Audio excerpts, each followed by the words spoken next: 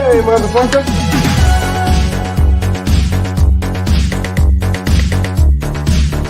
Do you ever fantasize about being killed? If they ever ask about me, tell them I was more than just a great set of boobs. I was also an incredible pair of legs. Aha! I threw that shit before I walked in the room! And now here he is, the man you just love to hate.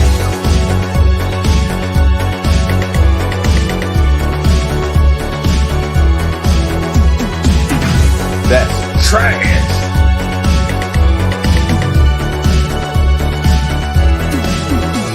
I want all of you to get up out of your chairs. I want you to get up right now and go to the window, open it, and stick your head out and yell, I'm as bad as hell, and I'm not gonna take this anymore!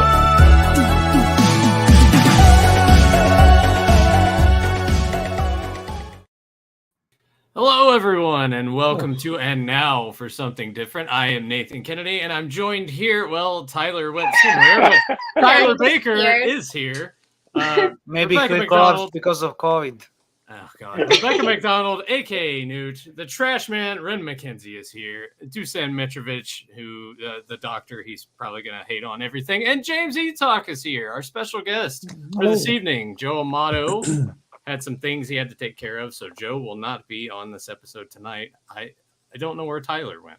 He sat here the whole time because we you all took a wee break. And then apologies that we're going later than what we normally do. I am the one this week that was ill prepared with the subject matter tonight, so the place the blame entirely on myself. But we're going to be tier listing Rocky / Creed, a franchise that I love. I know Tyler loves it. I know James adores it.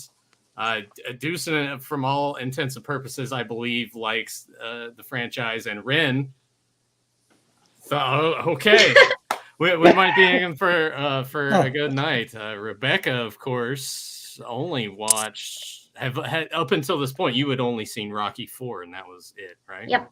Oh, man. And I've watched them all this week. I started on Friday too, so like from Friday till now, I watched all those fucking movies. Not fucking in a bad way; they're great movies, but well, most of them are. Yeah, most of them. Yeah, most of them. Yeah, we'll get there. James, I'm going to go ahead and show this off first. Actually, and so you're going to go straight into that. Yeah, why not? Let's see. Well, where'd it go? Let me pop that up. There we go. It's a big old image as well that I sent you. You can like zoom in like properly. Yeah. So go ahead and explain here. Yeah, so narrate this. Yeah. So when I was a kid, I was like big. So as soon as I got into Rocky, as it were, God, you can really go into some good detail there. It was a big old scan I did. So instead of Rocky, it was James Crusher versus, I didn't call him Clubber Lang, I just called him Mr. T because he transcended that movie. He was always Mr. T to me. So as soon as I got into the movies, my friend and I, we would do these, you know, when like, your friend comes around and you play, you know, we didn't have Rocky figures, so we would pretend to box and stuff, and I would do the comics, he would do comics as well. So this was my take on, I guess, Rocky 3, with me being the, you know, blonde-haired, obviously muscle-bound James Crusher, who just fights Mr. T. Look at that muscle definition and the lack of ear there. I did a good job of Mr. T. Actually, if you look at Mr. T, I'm just drawing Jitsu every time. That's who I'm drawing. Look at that! Look at that! Boof! It's that weird, brow right? is stern. Because it really is.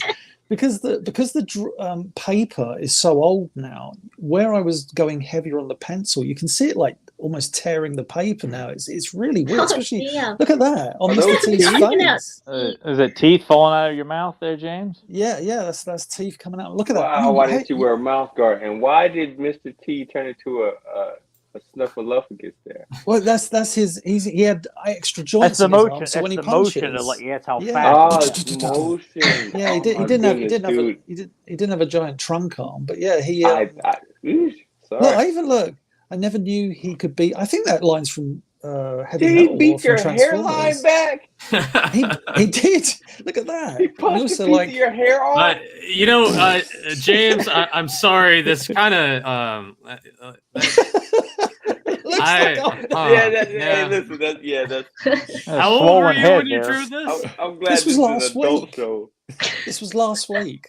All right? I'm being honest. Oh, look at that one right there. We'll get Oh to my that God. part. It's supposed to be an arm with a boxing glove, clearly. Yeah, sure. The red tip. Here the dick comes out of frame. You're a dirty dude, James. You're a dirty dude, James. In round one. Look at that. And I tagged you on my page today when I did the post for this episode. You're gonna untag me now because of filth.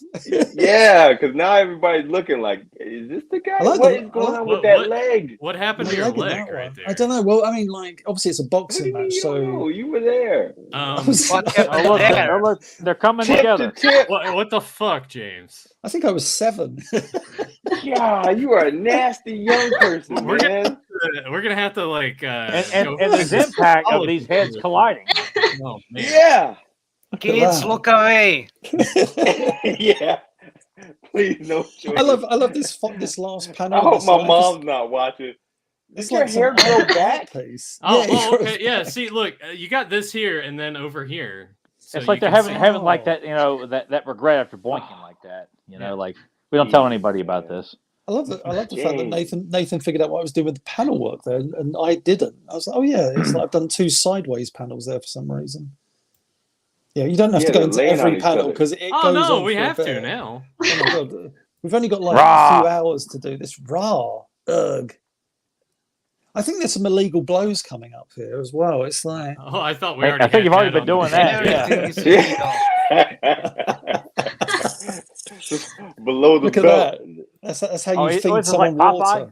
Oh, I thought maybe it was like he was getting a power up there or something. It does look like spinach. I grant you that. That is definitely steroid. Come on, you got to try harder. See? Oh, here it Try comes harder indeed. Are you speaking to yourself? Oh, you're telling him he's got to try harder. I don't know. I don't know punch who your I'm nipples off. I don't know who I'm telling. Look at my hair like now. shocking his hair there. Yeah. See, this looks like a penis with hairy balls. Yeah. And the penis knocked your perm out. Yeah. James. That's amazing. It's almost like Mr. Garrison from South Park, bro. More. He loves it in the mouth. Jeez, James. Oh, it's all over his face. Yeah, it's all over your face now. Oh my God! Okay. Wow. Wow. I can't do it. What are you thinking? I can't fucking do it anymore. Why did you send this to me? Because it's amazing. You're a nasty dude, James. Oh my God, I didn't know you were. Oh, I didn't know you were like this. Mr. Seems like you want to go again. Oh, I did not know that you were this nasty, James. Oh my God. There's more. There's more. Look at that one. Oh, it looks like Gurgle. What is that white splatter right there? Yeah. Oh man, look now he's getting it. It's man. not just James Crusher getting it the whole time. Mr. T. You changed the color of the gloves, so it's not even better. And your hair came back off. Oh, dude. Oh my God! James is the winner. Look, I won! I beat Mr. T. Yeah, winner. Yeah, James is a wiener. The wiener. Oh my God! Oh, that'd make a great T-shirt. Yeah, let's get yeah. this on T Public. Yeah, James, you do that. Handle that. Put that on there. Say you beat Mr. T. I mean, personally, I would like this design on a T-shirt, and oh my god, this one here. My god. That one, yeah. I want the one where he knocks his wig off with the jump. Oh my god, that's amazing. Are you talking about like that one? Up in the right hand corner, up. It's that one right there. It's Hulk Hogan hair. Yeah. Yeah, you need a headband. Oh, James. Oh, that was amazing. Oh, you are a delight. You're pervert. I know you're not, but you should be ashamed of yourself. Oh no, I'm proud. I'm even more proud of that comic now. It's like, bear in mind as well. This is going to crank you up. Bear in mind, my dad had that at his workplace on display as like my kid get from. Is that why he got fired? Yeah, from 1985 until he retired in 2005. That was next to his desk. So, like, I didn't know it still existed, but you can imagine now looking at that, like his work colleagues coming in and probably thought his son's got a propensity for male penises butting one another. Somebody in that house is a dirty perv. That is it. I'm crying. That was brilliant. Oh man, oh James my god. I'm never going to be able to look at that thing ever again. I don't think any of us will ever look at you the same way ever again either. Nor should you. Oh god. Well, I mean, we got a lot to cover here, so I think we'll go ahead and we'll dive in. And what I'm gonna do actually is instead of us sort of bouncing around between the films, I'm going to go in reverse order. So when we do this, we're going to start with Creed 3 and work our way up to Rocky 1. So the categories that we're going to be tiering for each of these films: the movie itself, your main villain, the fight. Now we're going to have a few exceptions with the fights. Yeah. It's mostly we're talking like main event into the movie fight, but you'll see when we get to that. And then of course, it wouldn't. I feel like these movies wouldn't have that staying power that they've had if it wasn't for the montages in each movie. So, every time I've said that, Ren has done that. By the way, I actually every time I hear the word montage in life, I have to sing it. It's like a weird tick that I have. So that's fair. If it comes up, just understand you're going to have to give a second behind whatever it is you're going to say. Yeah, and you know, please feel free to do that each time when we bring up that category. Oh, I shall. Let's see. Let me start the virtual camera there and change this, and hopefully it doesn't mess with anyone's audio or anything. So there we go. Do I still sound okay? Because I know that it has a tendency to be weird. All right. So we'll put it like that. Of course, much like every time we do these tier lists, our categories are masterpiece, great, decent, meh, and it stinks. So there we go. We will start first. When we do these, do you guys want to, because we're going to be talking about the movie as a whole, would you guys prefer to start with the other categories and then we finish off each movie, hearing the movie itself as a whole? Yeah, that's fine. All right. Because outside of one, I think for the most part, we're all going to agree that the movie themselves is going to be up near the top two. It's a lot of upper echelon stuff here. But when it comes to, Creed 3, obviously the newest movie within this. So let's go ahead and we'll start off with our main villain of Creed 3, the friend of Adonis, who sort of essentially went away for a while, went to prison for a while, and now he's back. He was sort of on the same trajectory of Adonis in a way, and I kind of admired him while he was in prison, and now he wants to get all of these opportunities sent his way. So he seeks out Adonis. James, you just watched Creed 3 recently, as I want to say, well, obviously Newt did, and Ren, I think. Thursday, was it? I'm trying to remember, because my friends and I do a movie podcast, and we reviewed Creed 3 for it. So we literally sat down in my friend's workplace. He works for like Sega Interactive, so he's got huge screens. We sat there and watched Creed 3, eating pizza, drinking beer, and then reviewed it for his movie podcast. So yeah, it's like fresh in my mind, this movie. Yeah. What are we talking about, like, as in terms of Jonathan Major's character? Where does he rate as a villain? Yes, Damian Anderson, by the way. Damien Diamond Anderson. Yeah, when it came to Creed 3, you've been looking at my script. Yeah. Sorry, James, I got that your comic still on my mind. When I saw, I've only seen this the one time, but I did see it in theaters. I didn't get around to rewatching this movie this week, but I do plan to go back to watch it. And we'll get into that when we talk about the movie itself. But I think this character as a whole, it's a shame that Jonathan Majors as a person has gone through a lot of issues, which I think are going to remove him from the MCU more or less. Yeah. But his acting in this movie is fantastic. I like the character. I like the sadistic nature behind his character and what he's willing to do. I thought he was a good blend, and I thought in terms of the Creed franchise, telling this story was good, because of the way that all of these were kind of going. You're thinking, oh, well, maybe, where's Clubber Lang's kid, and that probably would have been an easy way to go about that. But I liked his performance a lot. I personally I'm not going to put it up there at masterpiece, but I'm going to say that he was great. In terms of I just did I'll show you in a second.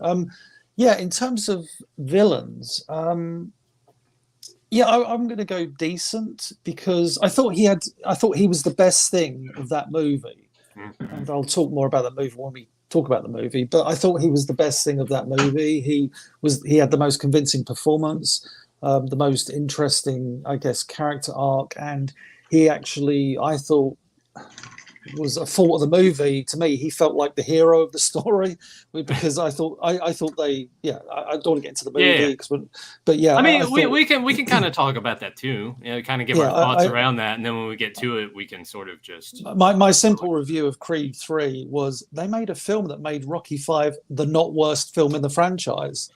Really? My friends, we sat there and watched Creed 3, and we were like, what happened? Because we thought I love 1 and 2. I rewatched them just before this. So you didn't enjoy the green screens and the constant chorus as if no. So we're getting into the movie, aren't we? Yeah. It's I think Dusan, I'm going to guess, probably shares my opinion on it. But I thought he was the best thing about it, because he's such a convincing performer, and he just looks so menacing. And in the ring, I loved his fighting style as well, which was the cross block. Yeah, he didn't block like this. He was always blocking like that, and I was like, "We haven't seen that in a Rocky movie. We see traditional blocking, but this was Queensberry rules. Put him up, sir." But he would cross block, and I was like, "Oh, I like that." And even though the direction of fighting wasn't great, I thought he was menacing. So I think he was decent. That's my take. There's that as well. What the hell? Just so Stop we didn't. that. Blow, blow, blow. All right, Tyler. You and I kind of talked about this movie because you also saw it in theaters. And what did you think of this character and Jonathan Majors' performance? I thought it was all right. I feel like there was potential there that just wasn't utilized. I feel like they could have pushed the envelope a little bit more and kept pushing the menace that he was slowly becoming, and not just turn it back around so we can kind of say, oh, I'm sorry for what I did. Like, no, I just feel like the character, own it. You were friends. Now you're not. Stick with it. That's one thing I like. I don't like this. Well, we got to make amends and shake hands, and I'm sorry for what I'm like. Fucking own being a villain. No more of this. Forgive me shit. I'm just tired of it, and that's why I kind of felt like it left me feeling flat. that he had so much potential. Like this guy, from his look alone, could have been as iconic modern day as Mr. T was as Clubber Lang. Easily. But because Clubber Lang is not apologizing for being an asshole to Rocky at all. He's a prick. And he knows it. And that's why I felt like this character should have owned it and should have stuck with it. So I kind of have to go meh, simply because it just fell flat. I just it could have been so much more, I think. All right, Ren, move on to you. What were your thoughts? I am absolutely on the opposite spectrum. I absolutely loved the humanity in this character. I liked that he came in initially. He wasn't a villain. Like I don't feel like he was ever a villain. I think he was jaded. I think he felt slighted. He didn't understand what was going on for his character and the relationship that he once had, and it became a situation where he felt as if, okay, I helped you, you're duty bound to help me. So that kind of messed his mind up to where he seemed like the villain, but he wasn't, right? Which made it easier. Because at first when I watched it just after the theaters. Okay. And I was like, well, why did they make him apologize? Why did they cut it off like that? And I was almost like Tyler, like that's bullshit. But it was really in my opinion, the best way for this character to end, because he was never an asshole. Like at the beginning, through the flashbacks, he was never an asshole. He was just hungry, and he was poor, and he was fed up, and he felt like, okay, my buddy is living this life that he's earned, and that's fine, but he's not helping me. Yeah. So now I gotta fuck him up. I was going to say I did like the other part of his story was that he was like an elder boxer. So they were in the ring when he's fighting. Who's the first guy he fights to win the title? Chavez. He fights the guy who doesn't look like he should be in the same ring as Jonathan Majors, the really unconvincing skinny champion. And but the guy, everyone's calling him like grandpa and stuff because he's an elderly fighter. But I did love that because, the other thing I liked about Jonathan Majors as well, his characters, they just kept him clothed until the first fight because you knew he was popping under there. And literally, he gets in the ring and you're like, oh, there's the 1, 2, 3, 4, 5, 6, 7, 8, 9, 10, 11, 12 pack he's got. He just looks like a monster of a man. It's just like, bloody hell. But sorry, Ren. I just wanted to jump in. Yeah, you're fine. You're fine. I put him at a great. Okay. As a villain, like, should I give him a great as a villain? He's not. He's not a great villain.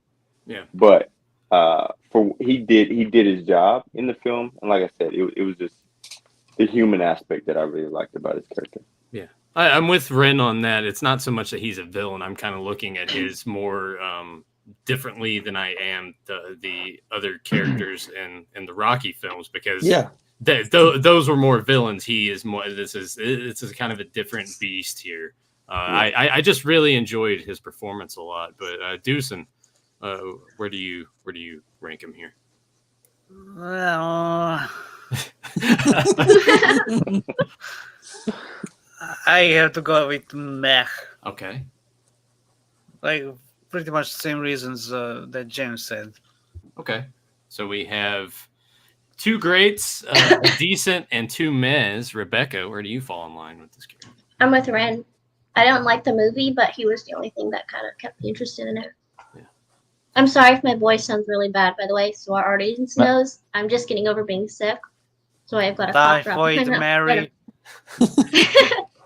But no, he was one of the only things that kept my interest in this movie. Yeah, I would agree with that. So overall, I guess he's gonna land in decent, be a good middle ground between the mehs and the greats. Jeez, not vain. Oh no, James, what are you doing? Yeah. No, it's so vascular. No. And Ren, why does one have a smiley face? It's just a boxing glove. It's just two. Look at it again. It's just two boxing gloves. It's just fists.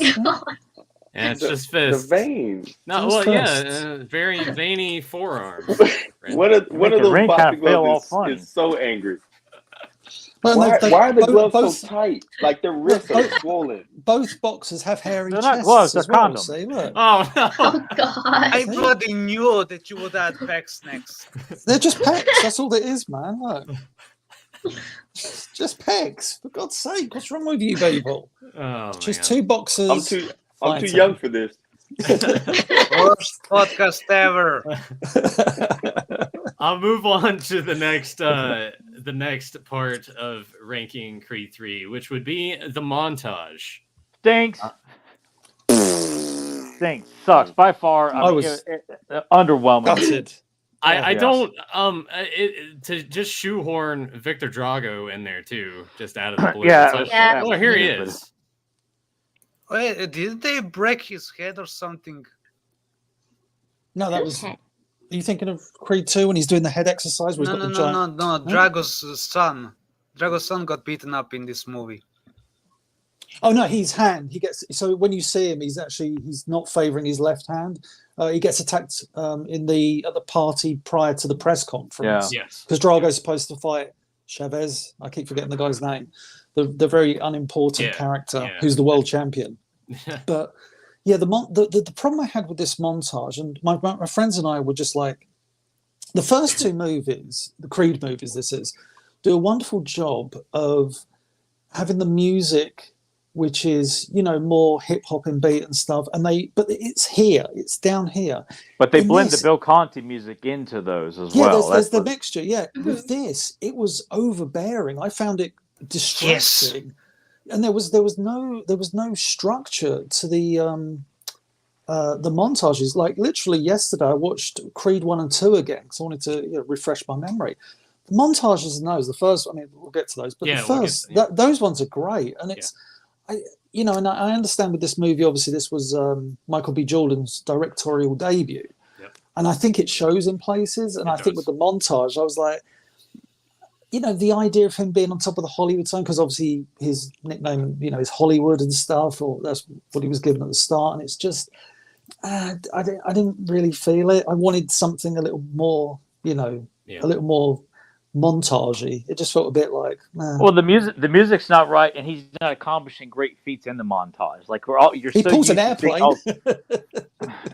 but it just looks silly. It just looks silly, yeah. It just looks silly, and all the other montages. That's what makes them so good is that the stuff that Rocky's gradually doing. He's getting bigger, he's getting better, he's getting stronger. And same thing with Creed 1 and 2. He's getting stronger, he's doing better, he's accomplishing bigger and better things. It's getting it's.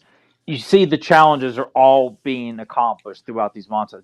Pulling a plane doesn't make you stronger, Tyler? I'm sorry. This looks so run-of-the-mill to me. I remember sitting in the theater like, I'm not getting one goosebump from this montage. Like, not at all. I just sat there like, I was hoping to be inspired and want to get the music and use it in my workouts. Like, I don't give a fuck about this montage. I was that removed from it. I was like, this is by far the most flatline montage to me. I would say out of the entire, mostly the entire series, that I'm gonna say meh for this. It's not totally stinky for me, but it's same meh. Ren, what do you got? Meh too? You just gave meh. me. It's fine, yeah. Meh is fine. I'll move it there, Deuce, and we already know. I'll go with stinks because. They were really ramming the rap music down our throats with this movie. It's I have nothing against the rap music, but just stop, please. MC Mitrovic is well known for his hip hop dedication. I'm a former huge. Oh, we know your history there, James. That's where you flash up the image, isn't it, Nathan? Yeah. Hey man, I gotta get to it. There we go. Yeah, there you go. We go. Yeah. So this guy. Even this guy wouldn't have loved the music in this film because it was so overbearing at times. Isn't that right, James Eatock from 1996? Yes. I could ask James Eatock from 1985, but he'd just show this. I don't know what was on that kid's mind. But So obviously, moving on to the next category, and I think probably what the vast majority of people had the biggest issue with here would be the end fight. So yeah, it kind of it morphs into the crowd has disappeared. It's just the two of them, and it gets and they even mentioned this before its release, and it was very anime inspired, and you do see that, and I can appreciate that on the merits of wanting to do something different. Yes, but it's also quite jarring at the same time. It's such a wrong approach for movies that stem from Rocky, because Rocky movies tended to be very grounded in real life, whereas 100%. What were you thinking about when you went like anime inspired? Like, what are you thinking with that? It's so detached. My friends and I were sat there watching it, and we're like, right, the big final fight. You got these two monsters of men, and like this whole story that we've built to, although I'd argue not very well, but we got to a point. It's like, right, okay, here we go. I didn't know who I was rooting for, because like I said, I kind of found Jonathan Major's character, I was sharing a lot of empathy with him. I understand his frustration, which I guess implies that he's one of the better villains, as we said. But when they're fighting, the moment, like, we saw the shots of them looking at one another across the ring as children, I was like, I can buy into that, because, you know, we see in certain Rocky films where a character, like, I think of Rocky Balboa, where he's like trying to get up, and he's having all the flashbacks to the past, you know, you can't win, Rock, and all this. It's just like all these little flashbacks. This one, you know, seeing one another, it's like, I can buy into that. The moment the jail fell, me and my friends just like leaned back, like, no, because I appreciate what Michael B. Jordan is trying to do with that. But it's not that kind of movie. It's with these movies, and it's not for me to tell him how to make a movie, but it's not that kind of movie. You're not making an art piece. It's two guys. I didn't mind so much the crowd being quieter. You could have done that and still had the crowd, just dim it and just have them all around. When it vanishes, again, I appreciate it, but the jail cell and the punch bag behind them, I was just like, no, this isn't that kind of movie. And the fight just didn't feel like it built to it. It just seemed to go, and then it was over. And I was like, where's the fight should always build. If you look at Creed 1 and 2, there's an escalation to a point of like, boom, there's the not the final punch, but the conclusion.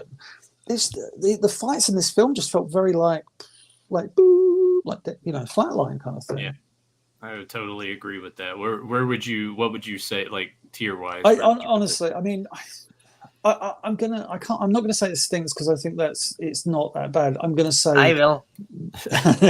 I'm gonna say meh, because like I said, I appreciate what he was trying to do. It's just not the movie to do it in. Yeah, I'm gonna say meh as well.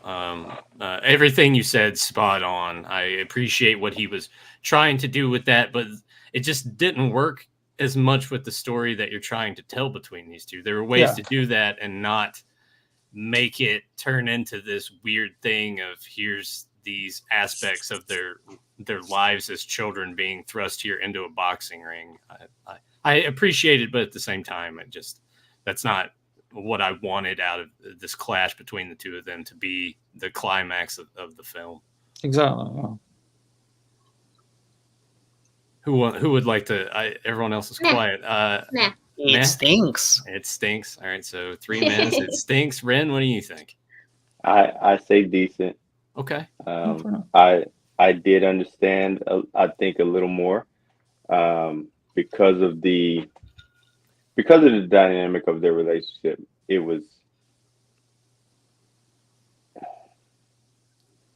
maybe a little too artistic for most Rocky fans, but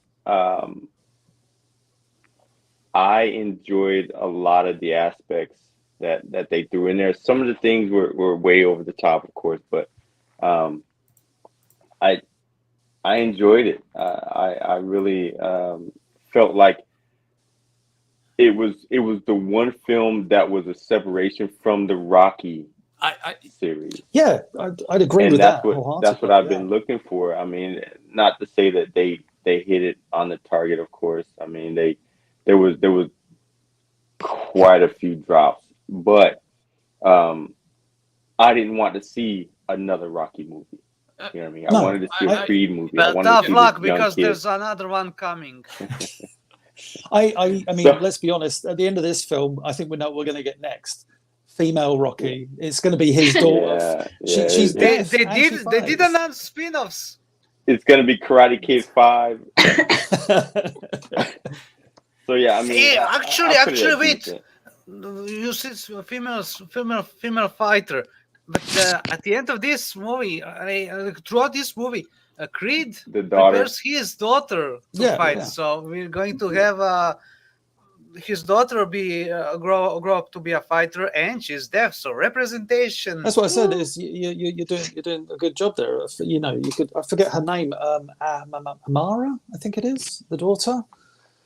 But yeah, no, I'm with Ren in the sense of I went into this film wanting, when you know, I'd heard that Stallone wasn't in it, so I was like, okay, but that's not the worst thing in the world, because the end of Creed 2 is like the perfect send off for him, where he's like, it's your time now, and you see that shot of him from behind, and then he goes to his son, and it's like, oh, this is a perfect wrap up for this. It had to do that. They can't just cling on to Rocky forever. You just can't keep doing it. So again, I think this movie was trying a lot of stuff. I don't think it landed too many, but it needed. I think it needed to create its own identity to an extent. I just don't think it needed to be like too art housey. Yeah. But on the other hand, when it comes to Rocky, like he could still be in the Mickey role. Like you don't have to focus a movie around him, but just have him train. The problem is Mickey was already that sub character. Rocky is Sylvester Stallone, who has led a franchise, and you know you can't put.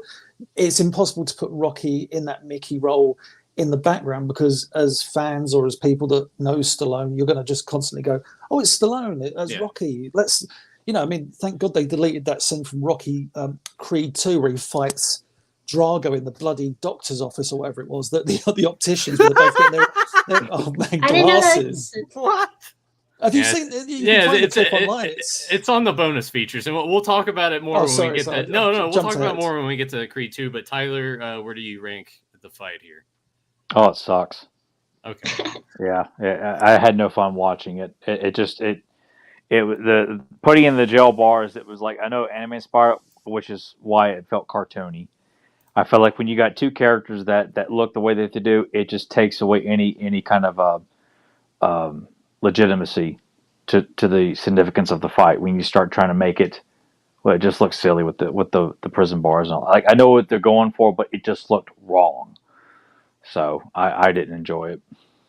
Well, plus the thing with the green screens, like everybody looks like a cutout. Like literally, when I was watching the movie, I went like, wait a minute, is this shot in front of a green screen? Then I googled it, and like, oh my god, it's in front of a green screen. Well, to be fair though, they did that with all Rocky Balboa.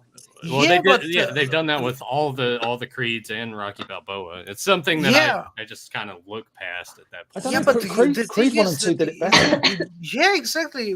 But here it's so noticeable. It's so weird. Like what went wrong? Like why didn't they have time to polish it? Well, I mean that could have been a variety of things, a budgetary thing, the time thing. Like maybe they were in a crunch. We have to have this out on March 3rd. I'm not really sure. We've talked about this movie quite a bit, talking about all these other aspects. I agree with everyone's perspective on it, actually. Like, he had to take a chance. It's not a Rocky movie. Rocky's not in it. This character needed to eventually find its footing. It has some good stuff, some great stuff to it, but also there are some missteps along the way. That being said, I am kind of close to wanting to put it in great. I know that sounds kind of crazy, but I'm going to say decent overall, because I think it's a good middle ground. Certainly my least favorite out of the Creed series thus far, but I'm going to say decent. I have to go with meh. Meh for me too. Very forgettable. Meh for me too. Okay. Decent. Decent. Oh man, So it's like a split decision here. Split decision. Oh, no. Quick place, rock, paper, scissors. Play cock, paper, scissors. How about put it in scissors, papers, cock? I'm going to give it the benefit of the doubt, and we'll keep it middle ground and do decent, because there's a lot of great things coming along here. Wait, where is? I'll just start here, since overall we're going to kind of be going through the movies as it is. Creed 2. We have the return of the Dragos. Are we the movie? Are we judging the movie right now? Yeah. Let's go ahead and just judge the movie right now, and then we'll. It's great. I love this movie. Yeah, I thought it was great too. Yeah, great. Overall. Great here as well. Yeah. The return of the evil Russians. Yeah. Or also you can tell that this movie was shot before the Ukraine situation, because the dragons are from Ukraine, but they're treated same as Russians. Russia, yeah. So it's like, also that scene when they do the press conference and both of them look super evil. It's like, come on, like they were grinning like super villains. It's over the top. But I guess to an extent, it sort of has to be given where we're coming from with Rocky IV. Rocky IV, obviously, pretty over the top when you look at it. And that absolutely. In all the best ways possible, though, which is it's a hard trick to pull off. Yeah, in the fun 80s way. Yeah, the 80s action movie way.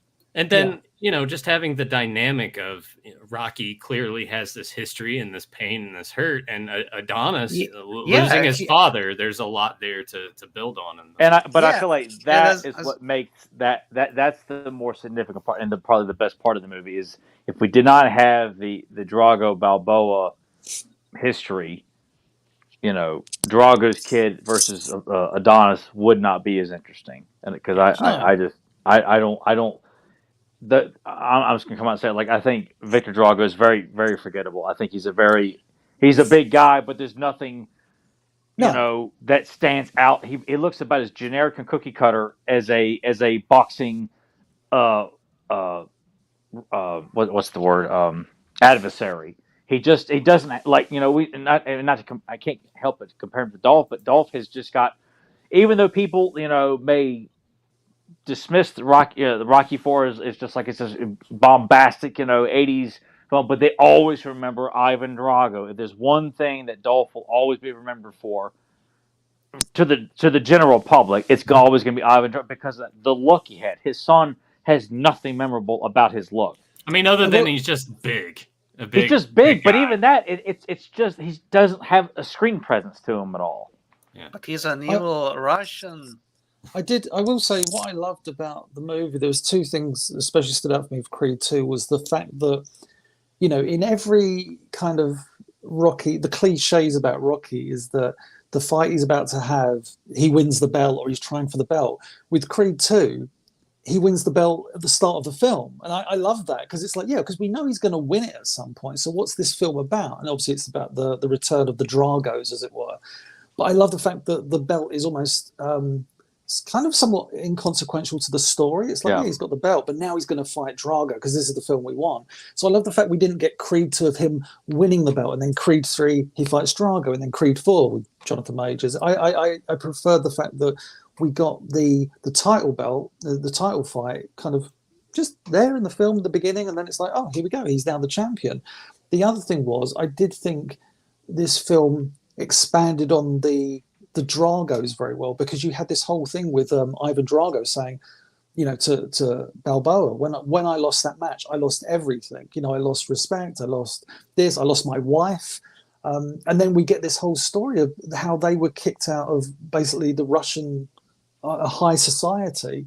And now once he wins their kind of first match, once Victor wins the first match, they're let back in. And you get that amazing scene where Ludmilla comes back in. You're like, I remember in the cinema, we all gasped. It was like, Bridget fucking Nielsen's in this movie. And she walks in like Bridget Nielsen. Like, And I was like, oh, it's Bridget Nielsen. It's like, hello. So yeah, so Bridget Nielsen comes in, and I loved the fact that Victor gets up and storms out. They're trying to do something without weighing it down too much, but they are trying to build characters in that movie and trying to expand the Drago story. And I love the moment with Balboa and Drago in his restaurant. Yeah, that's one of the best things in the movie. No pictures of our fight, and he goes, no photos of that. I love the fact he describes it as that. It's not a fight he's proud of, because obviously it was, caused him to be away on Christmas Day. So yeah, it was. I thought this film was pretty fucking great. Yeah, I say great as well. Ren, what are your thoughts? I liked it. Okay. I loved it. I love Creed too. So okay. We'll put it wherever you guys want it. I'll go with decent. Really? Surprised? Well, I guess I shouldn't be surprised that it's ranking as low as it does for Deucin over there. Tyler, at least it had Stallone to get me through. He was just cuddling you, Deucin, just like that. It's going to be all right, kid. Yeah. So a great from Tyler, right? You also said great, and Rebecca, you said great. I think it's up there, isn't it? Yeah. I'm not gonna let you. And Ren said we could put it wherever we want, which I could. Where is it? There we go. That's where Ren wants it, right there. He wants a little stinky pinky there.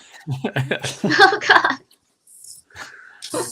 But yeah, Bruce, not going to let you bring down the ranking of that. Tyler had mentioned it, so we'll go ahead and put him up here. Victor Drago, in terms of the adversary. I'm going to refrain from saying villain the rest of the time, because in most cases, it might not necessarily. I think he's decent. Be that. I thought he was a phenomenal specimen of a man. Yes. When he first walked into that restaurant, even Stallone, I think he breaks from age, just like, Jesus Christ, because this big guy walks in behind him. Well, even in the beginning, when it's like he's standing as tall as Dolph Lundgren, then this guy's big. Yeah. He's a big fucker. And it's just, but it's his, I mean, you always tell when it's a big dude when their shoulders do that. It's just like, why is his shoulders up there? And it's like, it's because he's got all that. He's got no neck. Yeah, he's just got, but no, I loved it. He's very imposing, but as Tyler, it's very forgettable. It's just, but I like his role in the movie, just like a big powerhouse. You always want the adversary to be somewhat, you want him to look imposing, Yeah. I mean, he did cripple Adonis. I would almost say Dolph Lundgren was the bigger bad guy than him. He was almost just doing what his dad. I agree, because if Dolph's not there, this guy is just a big guy for him to boss. Yeah, that's it. He has nothing else going for him. If we could just call him, he's the new challenger. Well, he would leave no impression on the public because he's just a generic big guy. Having Dolph there as his father, that's what makes him significant, and that's why I'm saying that it's a testament to this character lacks a distinct look. Yeah, he's big, but I kind of feel like you see a lot of cliche big guys in movies, but they leave no impression on you. Dolph leaves an impression on you. Yeah. Mr. T leaves an impression on you. These guys have imposing looks, charisma. Even though Dolph doesn't talk, there's something how he carries that he's practically a machine, whereas this kid is being trained by his dad. He doesn't have that machine feel to him. Like, even though Balboa says, that kid was raised in hate. Yeah. It's a great way of getting him over. But it doesn't leave. He doesn't leave a lasting impression as like, oh fuck! I just pulled a hamstring there. I was just like yourself. God, he's too excited. Too excited. All right, so can I go? Yeah, I'm all right.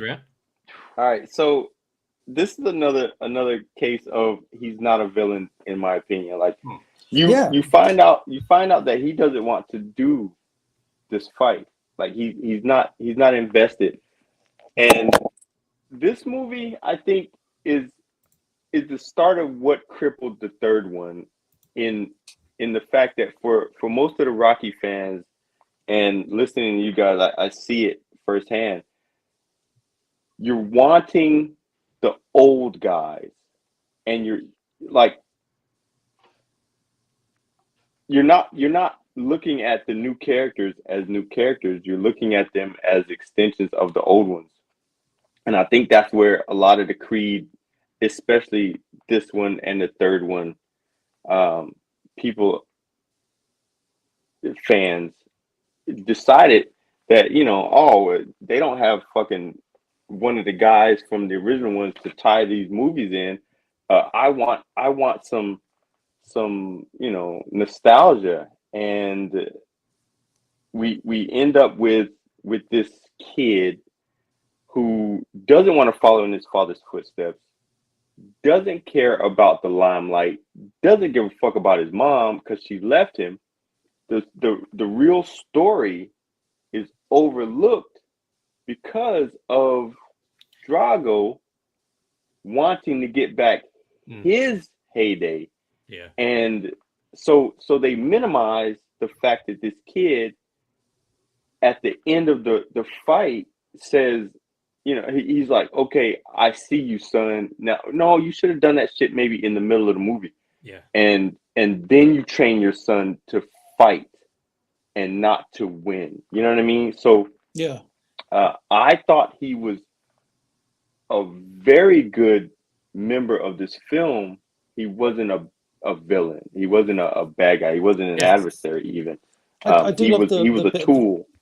I do love the bit at the end of the final fight when he's kind of down his knee. He looks across to see where his mum is, and she's already gone. Yeah. That bit's brilliant because you can see like the hurt in him, and he kind of gets back up. And I thought, like, probably out of, I don't want to say all the films, but he felt like the villain that that lost the most towards the end of the fight, because you could see he's really kind of, like you say, he's fighting with very little cause of his own. Yeah. And his mother walks out on him, and then his dad throws in the towel. So by the end, he's like, I think he is in tears at the end of the fight. And like, Ivan Drago's got his hands around him. And then you get that kind of lovely bit at the end where they're just kind of training next to one another. It's like, okay, and then obviously he randomly pops up in Creed 3. But yeah, it's he had a bit more to him than I guess most would. But I understand your point about, connecting him to previous baddies is always going to undermine the actual character. Yeah, that's kind of the biggest issue. Just the circumstance behind these movies, is it does have to rely enough on that to get it through, and you have a harder time of making these other characters really stand out because of that. I'm going to say Victor's decent. He beat the fuck out of Adonis, crippled him, put him out for a while.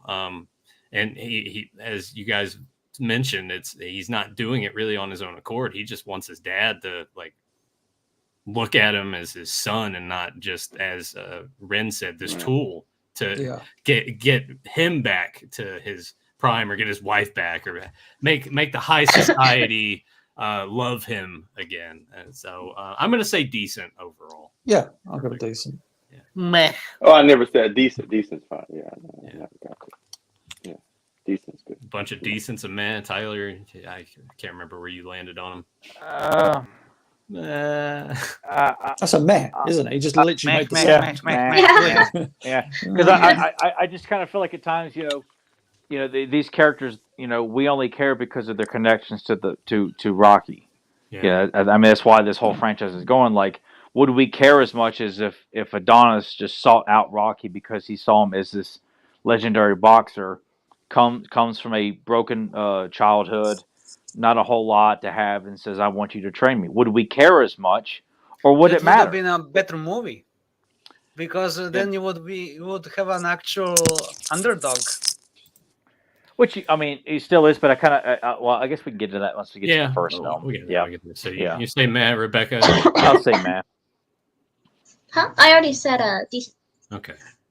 It's hard for me to keep track of what everyone's. I know, it's a lot of people. Everyone's answers were.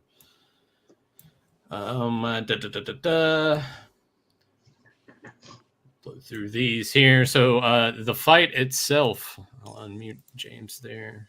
Pull here, and we can kind of combine their first fight and then their second fight. I think the fight choreography in these first two films, and yeah, I mean the third one's kind of there, but I do enjoy the impacts of these fights. Yeah, this was a great fight overall. Yeah. I enjoyed it. There's one problem though, is like when Creed gets knocked out and he's lying there unconscious, and then when he wakes up, he jolts up instantly. Cool, it's though. like, what? I thought that was cool. But they even commented on it in the film, like, "Oh, he came up like a guy possessed." I thought that's the first. Yeah, but one, it's so. No, it's this one, I think. No, it's Creed 1 is when he's on the floor and he suddenly sees Apollo, and then he's like, yeah, you're right. That is the first one. Yeah, that's the first one.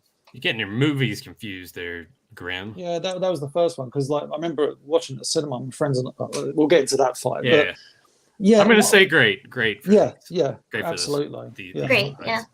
Ren, what do you think? I'll say. Okay, go ahead. No, go ahead, dude. I'll say Mick because I barely remember the fight. That's fair enough. That's fair. Ren, what do you think? Top scores for me. Masterpiece. Like a masterpiece? Yeah. Oh, okay. You mad about it? No. Well, would you like to elaborate why? What he's like? What you want to fight about it? It's just like this classic, British boxing match. James said, "Yeah." No, James, you're supposed to get the piece of paper. Yeah, we're going head to head here, Ren. I'm keeping my head away from your head. Well, Ren, would you like to elaborate why you think the fights in this are masterpieces?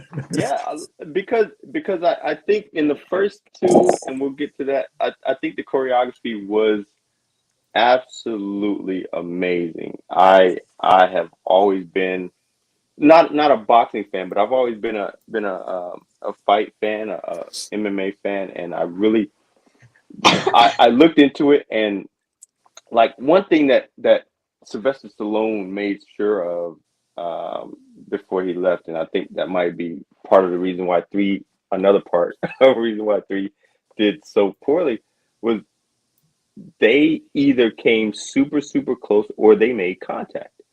So all of the fight scenes were as real as they could get them. He got knocked out in the first movie. Yeah. And I think he knew by the second movie how to be hit, and they moved the camera really well. I think those fights were really, really good in comparison to some of the fights we got in some of the Rocky films. And we'll talk about that shit later too. Yeah, no, that's absolutely a fair assessment. One thing I noticed in watching the Rocky film, I watched Rocky 1 through 4, obviously skipped 5. How dare you? Yeah, I watched some of the clips and montage from Balboa, and I watched Creed 1, and just seeing the evolution of how the fight choreography progressed as the movies did, it was awesome to see that. But the Rocky 2 montage, or Rocky 2, Creed 2 montage, Jesus. I love this. I love the location, the change of location. Yeah. So good. Like when they're fighting in the tire, they've got each foot in the tire and they're fighting. And you just get with this one, you get a real sense that it's one of the like montages, don't get me wrong, always look like, Rocky's going through it. With this film, Creed looks like he's going through fucking hell to get into the best physical shape. Precisely possible. my point. Why Creed 3's a montage sucks. There's nothing. Absolutely. It's just you need to see them evolve. That they're going. It speaks for itself. The rawness of like the materials he's using, like the tires, and he's running on the road. And he's doing the old shot, things. Yeah, and when the gun, Fighting Stronger, the Bill Conti music kicks in, because I love the music for this montage. You've got a mixed bag of music, all in this one montage. I got it on my phone, and I actually listened to it today. Boy, that will make you run your ass off in the gym. You play that, and that one shot when he's running, and the cars, Rocky's car is out of frame because he's running so fucking fast. And, the choir's kicking in. The orchestra's kicking in. It's like, Jesus. I remember in the city, like, God, this is fucking brilliant. I can't wait to work out to this. Can't wait to run in front of a car like this. Oh no, it's gonna be awesome. So I give this montage a masterpiece. This is better than the montage in Creed 1, in my opinion. I'm gonna say masterpiece as well. I will go there as well. I think it's fantastic. Fucking raw. Decent. Yeah, of course. What? At least I didn't say meh. I just think that Deucin, what gets you going, man? What gets you pumped up? We'll find out. We'll find out. Ballet. Ballet dancing, as in belly dancing. Ballet dancing. I don't know where Rebecca went. So maybe we just cheer this one without her. Sorry, Deucin. This guy. I know Joe would be like, nah, that would go in great. That's 4 of the same masterpiece, right? For that, so technically, that's where it goes. Yeah, that ranks Deucin. So that now brings us to Creed 1. Creed 1. Which for me, I'm gonna say masterpiece. This movie for me means a lot in a variety of ways. One of which, it was the first movie Emily and I went and saw together. It was like a date, like I guess like our first date. We went to see Creed because the whole build up to this whole thing, it sort of flew under the radar a little bit when it was coming out. There were the rumblings, it's gonna be Apollo's kid, and they're doing this, and of course I roll my eyes because I'm like, well, here we go again. How's this gonna turn out? And I watched it, and I'm like, holy shit, they actually pulled this off. Yeah. You have Rocky, of course, Adonis seeking him out, and Stallone won a Golden Globe for this. It was nice to see Rocky return to form to a degree. I mean, we'll get to Balboa when we talk about it, but I feel like this really is where that character needed to go. But this is one of my favorite movies in the last 20 years, easily. I could testify. I can testify to that because Nathan will tell me it. I don't know how many Saturdays in a month. It's like, I watched Creed again, and I just want to let you know. And, well, awesome. Dude, like just the beginning of the film when we're seeing young Adonis there, and he's getting into the fight, and she shows up, Claire Hustable. Yeah, and she was like, I would like for you to come to my home, and he's got his fist balled up, and you just see him let it go. And we're 10 minutes into this movie, and I'm like, it's already just punching me in the gut.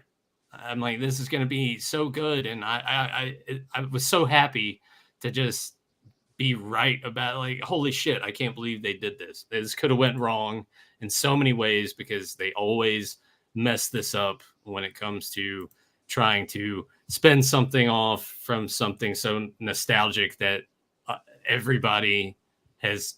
I feel like most people have seen. Well, Rebecca had only seen 4 up until this point, but she had at least seen one of the movies in the franchise. But Creed 1 for me, easy masterpiece. Yes, I agree with you.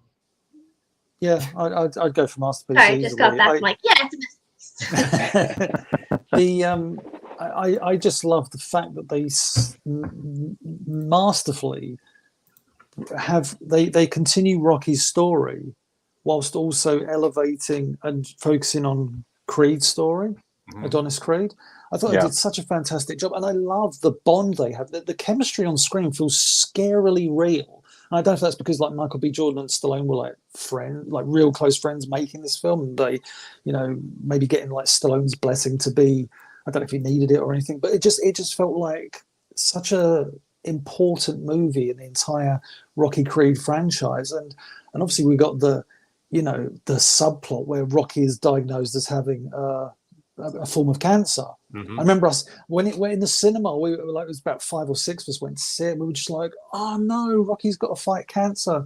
It's just like you kind of just you just thought, oh no, is this how they're gonna, because was it the start of Creed? You see Paulie's grave at the start of Rocky 1. You're like, no, we've lost Paulie as well. He puts the bottle down, next to Adrian's grave, and it's like, oh man.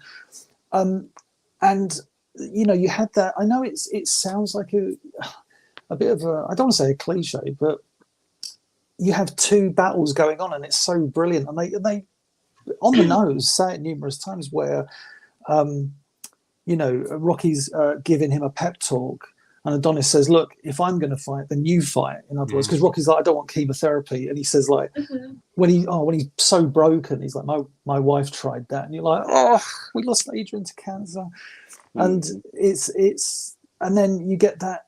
I was going to jump into the training montage yet, but not yet. But we get so many great key points in this film, like, and bits that I remember just in the cinema. There's like this huge cheer when he opens up the package and you get the red, white, and blue shorts, and you're just like, yes! And it says Creed on one side and Johnson on the other.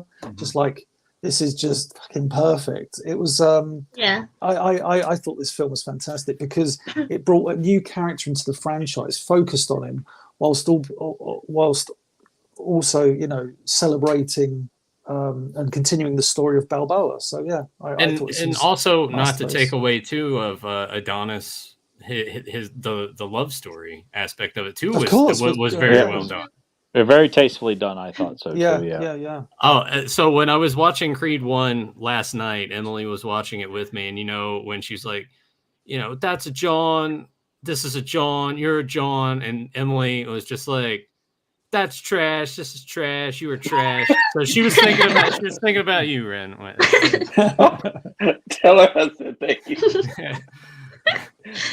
As Tyler said, I annoy him probably one Saturday every month, every other month. Yeah, like I'm watching Creed again. And by the time I get a chance to respond to it, he didn't give a shit about talking about it anymore. Like, I've already moved on from that, Tyler. Like, I've already been to sleep and got up taking shit. And I'm like, I just woke up. Like, okay, and I got 18 text messages to respond to him, and he's like, I've moved on from that. I mean, just to put this in perspective, on my Letterboxd account, because anytime I watch a movie, I go on there and give it like my star rating or whatever, and you can just relog the film over. I just looked at it. I have logged Creed 1 on here 12 times. So I've watched it a lot. I love it. Masterpiece. Ren, what masterpiece. Hell masterpiece. Yeah. I can't add anything else than what James said. It's a great way to introduce a character and give homage to the originator of the franchise. The acting is fucking phenomenal. By all parties involved. You give closure to some key characters, and you don't linger on it. Yeah. Which I really enjoyed with this one. There's no questions asked later on about what the fuck happened to such and such. Paulie was an important character, but we don't really need to know how he died.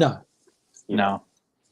You could probably assume that maybe he just drank himself to death. More than likely, but Paulie was an asshole for most of the franchise. Thank you. So yes, he was an asshole. we could rank these strictly on how big of a prick was Lee. Paulie was a dick.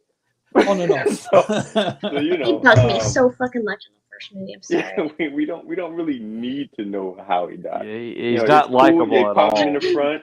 He popped him in the front. Rocky loved him. He was his brother-in-law, and loved him through his flaws and all that shit, and that's dope. Deucin, you want to lowball Creed 1? Do you think it's shit? Well, it doesn't matter because it's going in masterpiece anyway. Yeah, every franchise needs to take note on how. On Harry's take. So the biggest positive about both this movie and Creed 2 is that it treats old characters with absolute respect. Unlike certain franchise that is helmed by Disney, Rocky doesn't get shit on. Also, I like what they've done with him wearing that cap during the fight when he has where he undergoes chemotherapy.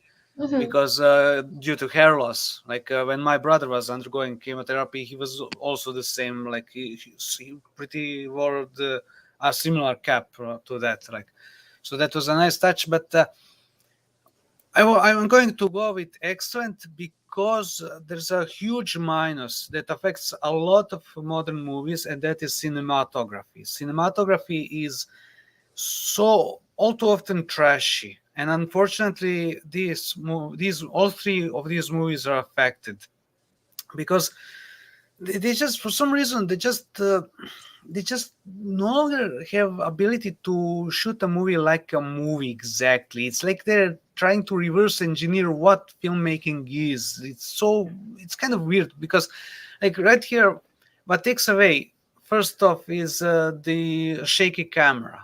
Like you have this approach, like we're gonna shoot it like a documentary. So the cameraman is having the camera on a shoulder, and he's constantly jumping as if he needs to go to the toilet urgently, or maybe he has Parkinson's, whatever it is. It cut him out, Unc. He's got to take a shit. It interferes extremely with immersion, because by having camera do that, you are practically making it look like the cameraman is there, is in the movie. But then you have to wonder, why is no other character acknowledging that there's a guy with the camera? So there's such a disconnect with the logistics in that regard, but also there's also those dumb stats popping up whenever we see any significant boxer showing up in the movie. I didn't mind that. It's like are you making a video game or a movie? Well, also too, those were real fighters. These weren't fictional people. Yes, but still, it's like you don't need that.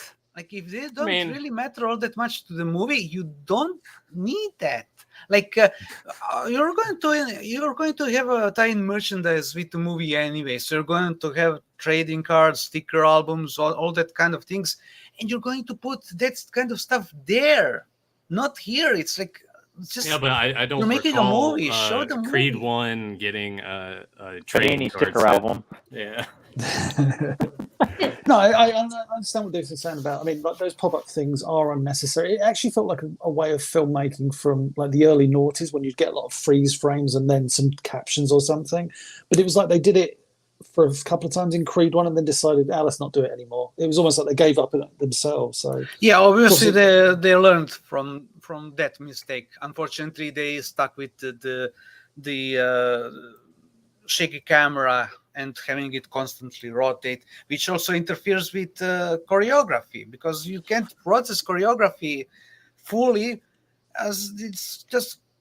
I don't know. I would argue that interferes, because it also confuses the sound editors. There's one particular moment. I forget if it's in this movie or in the second movie, but there's a moment where the fighters kind of miss each other, but the sound editors insert a punch to both contacts, and it's just like.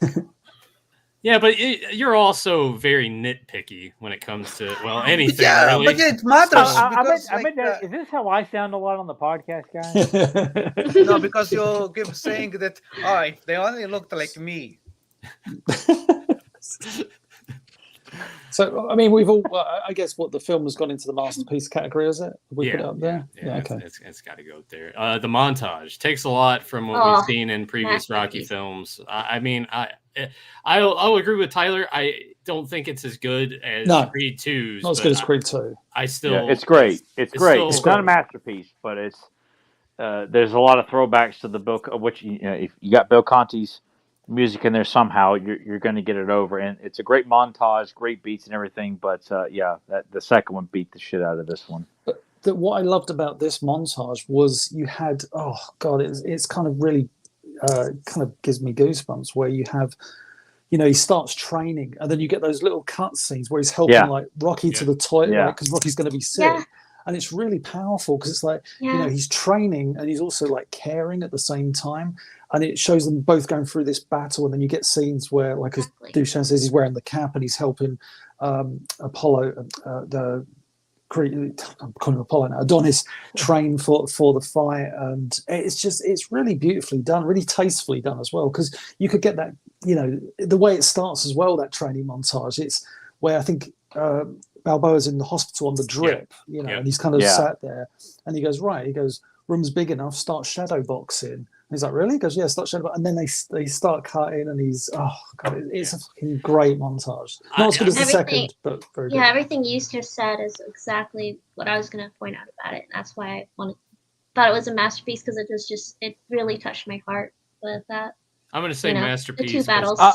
I'll go and say it too, because you're throwing in those moments where Rocky's battling cancer in between. I've convinced myself it's a masterpiece now, so that's fine. yeah. Way to go, James. Yeah. Well, Deucen's gonna say man because it was too shaky. So Ren, no, I'm gonna say decent. Okay, decent. Okay. It was a masterpiece, and honestly, it was the cinematography. Yeah, suck it, Deucen. Oh, here we go. It was such a great way of like showing, and this is what almost all the Rocky movies do so well, is it's really epic, but it's still grounded. Yeah. And that's a perfect example of that. Yeah. It's dirty. Like, it's not snow with the tree log on your back, but it's what the hell's wrong with that? That's awesome. Oh man, we'll get to it though. I love it. Oh man, we'll get to it. I'm saying it's not that good. Calm down. Maybe you don't do that in your spare time. I do that every day at the gym. Okay. Okay. The music and everything, and I look at this dipshit here. Pretty Ricky Conlon. He sucks. What a shitty villain. So forgettable. It's tricky because obviously he's a real boxer. He's a real boxer. Something Bello, I think his name is. It doesn't make it right though.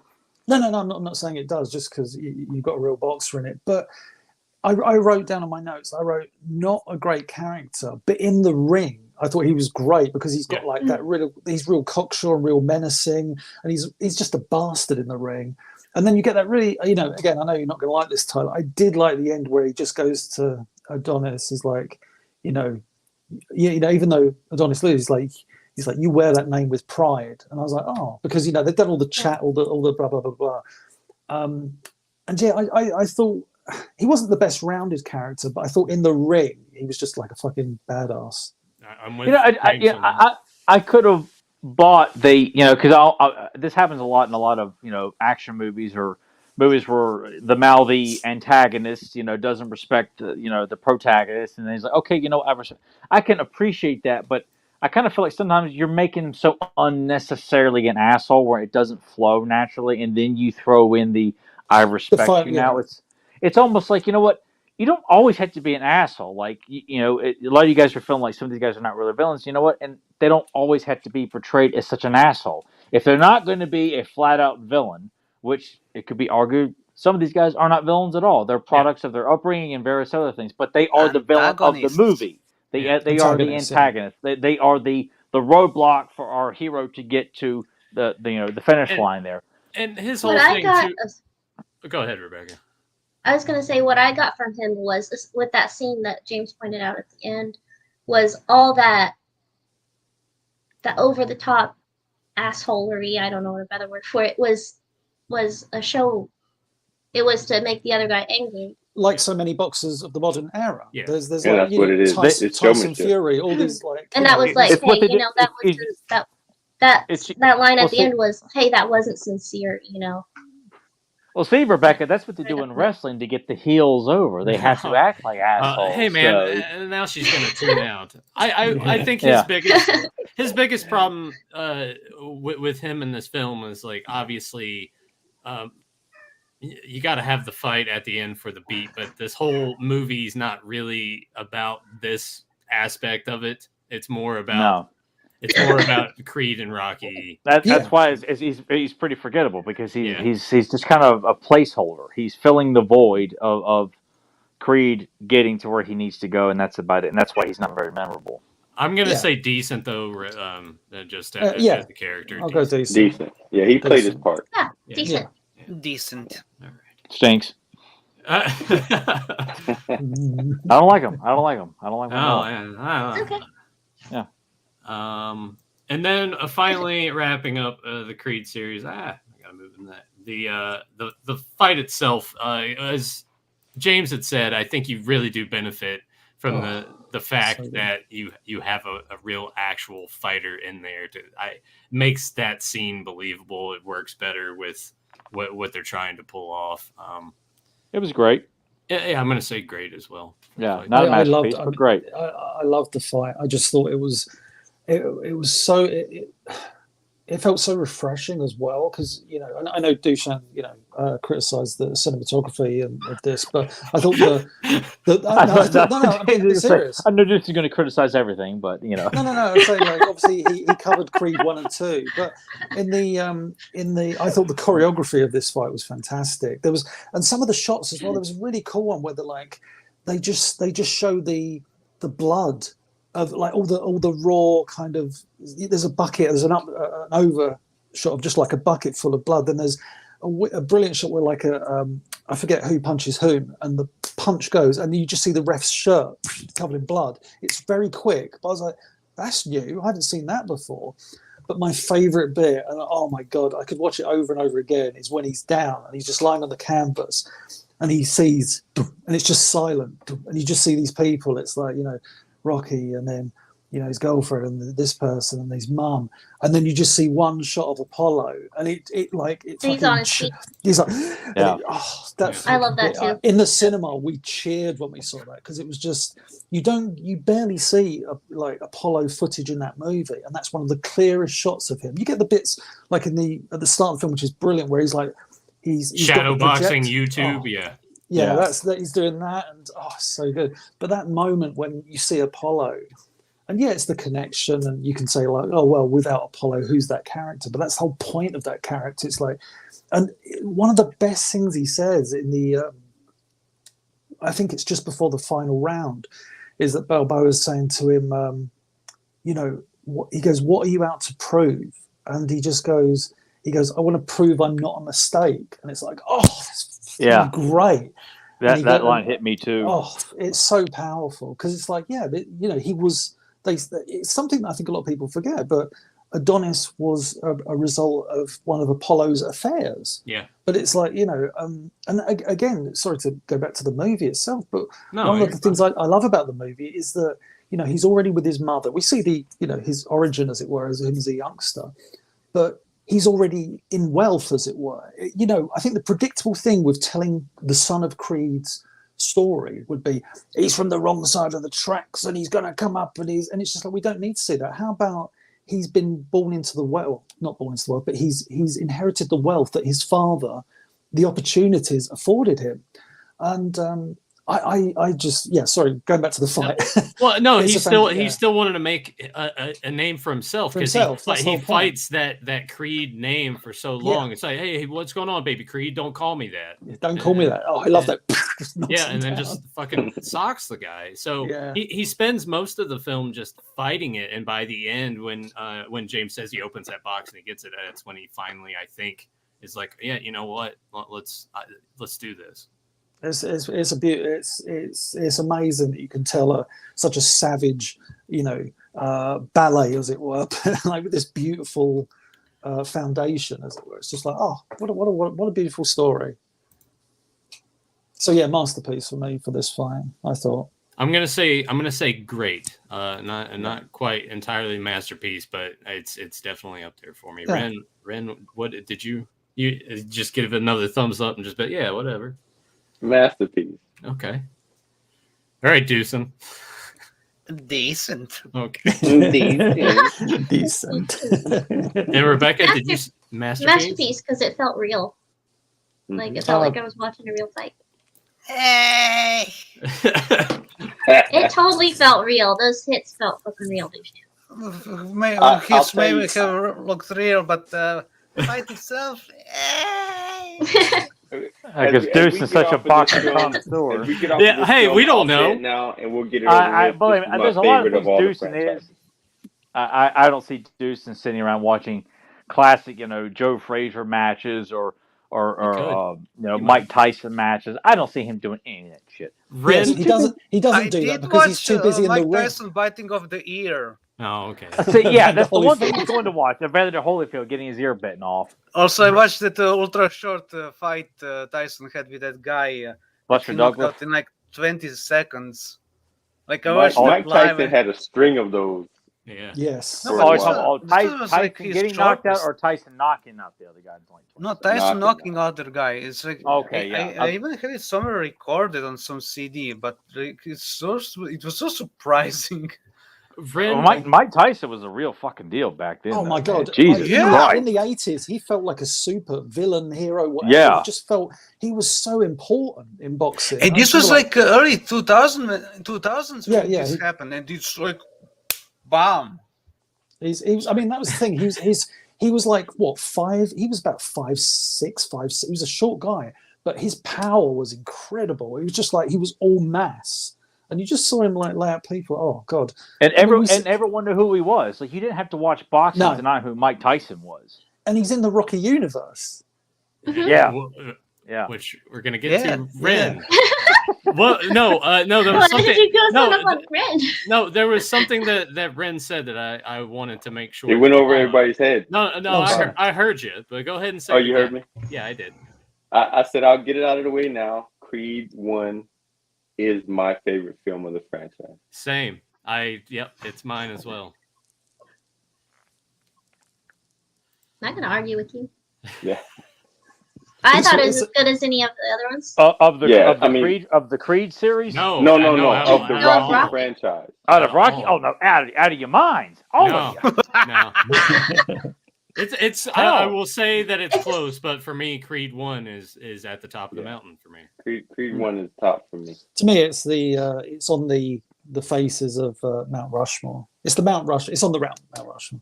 Oh, hang on, we're not doing Rocky versus Drago then, or are we doing that? I'll do that when we're talking about Rocky 4. So Rocky Balboa. This kind of came out around the time Stallone's career leading up to this point. He wasn't really. We're in like sort of that dark period of his career, and you know, I guess some people would say it. I don't know if I remember reading anything about it, but between this and then Rambo coming out, I'm sure people. I guess maybe he did get a little bit of shit. It's like, oh, okay, he's just cashing in on these were the only 2 franchises that worked for him. This is the only thing he knows how to do. He can't do anything else. I would slightly disagree with that. I mean, I love both Rocky and Rambo, but he's had great roles in other things. Yeah, but it's a kind of like my argument to that would be, yes, why would I want to make more money with a character that everybody loves? it's like, yeah, make it, man. If we're talking about this, yeah. He got to eat. He's got to pay his ex-wives probably.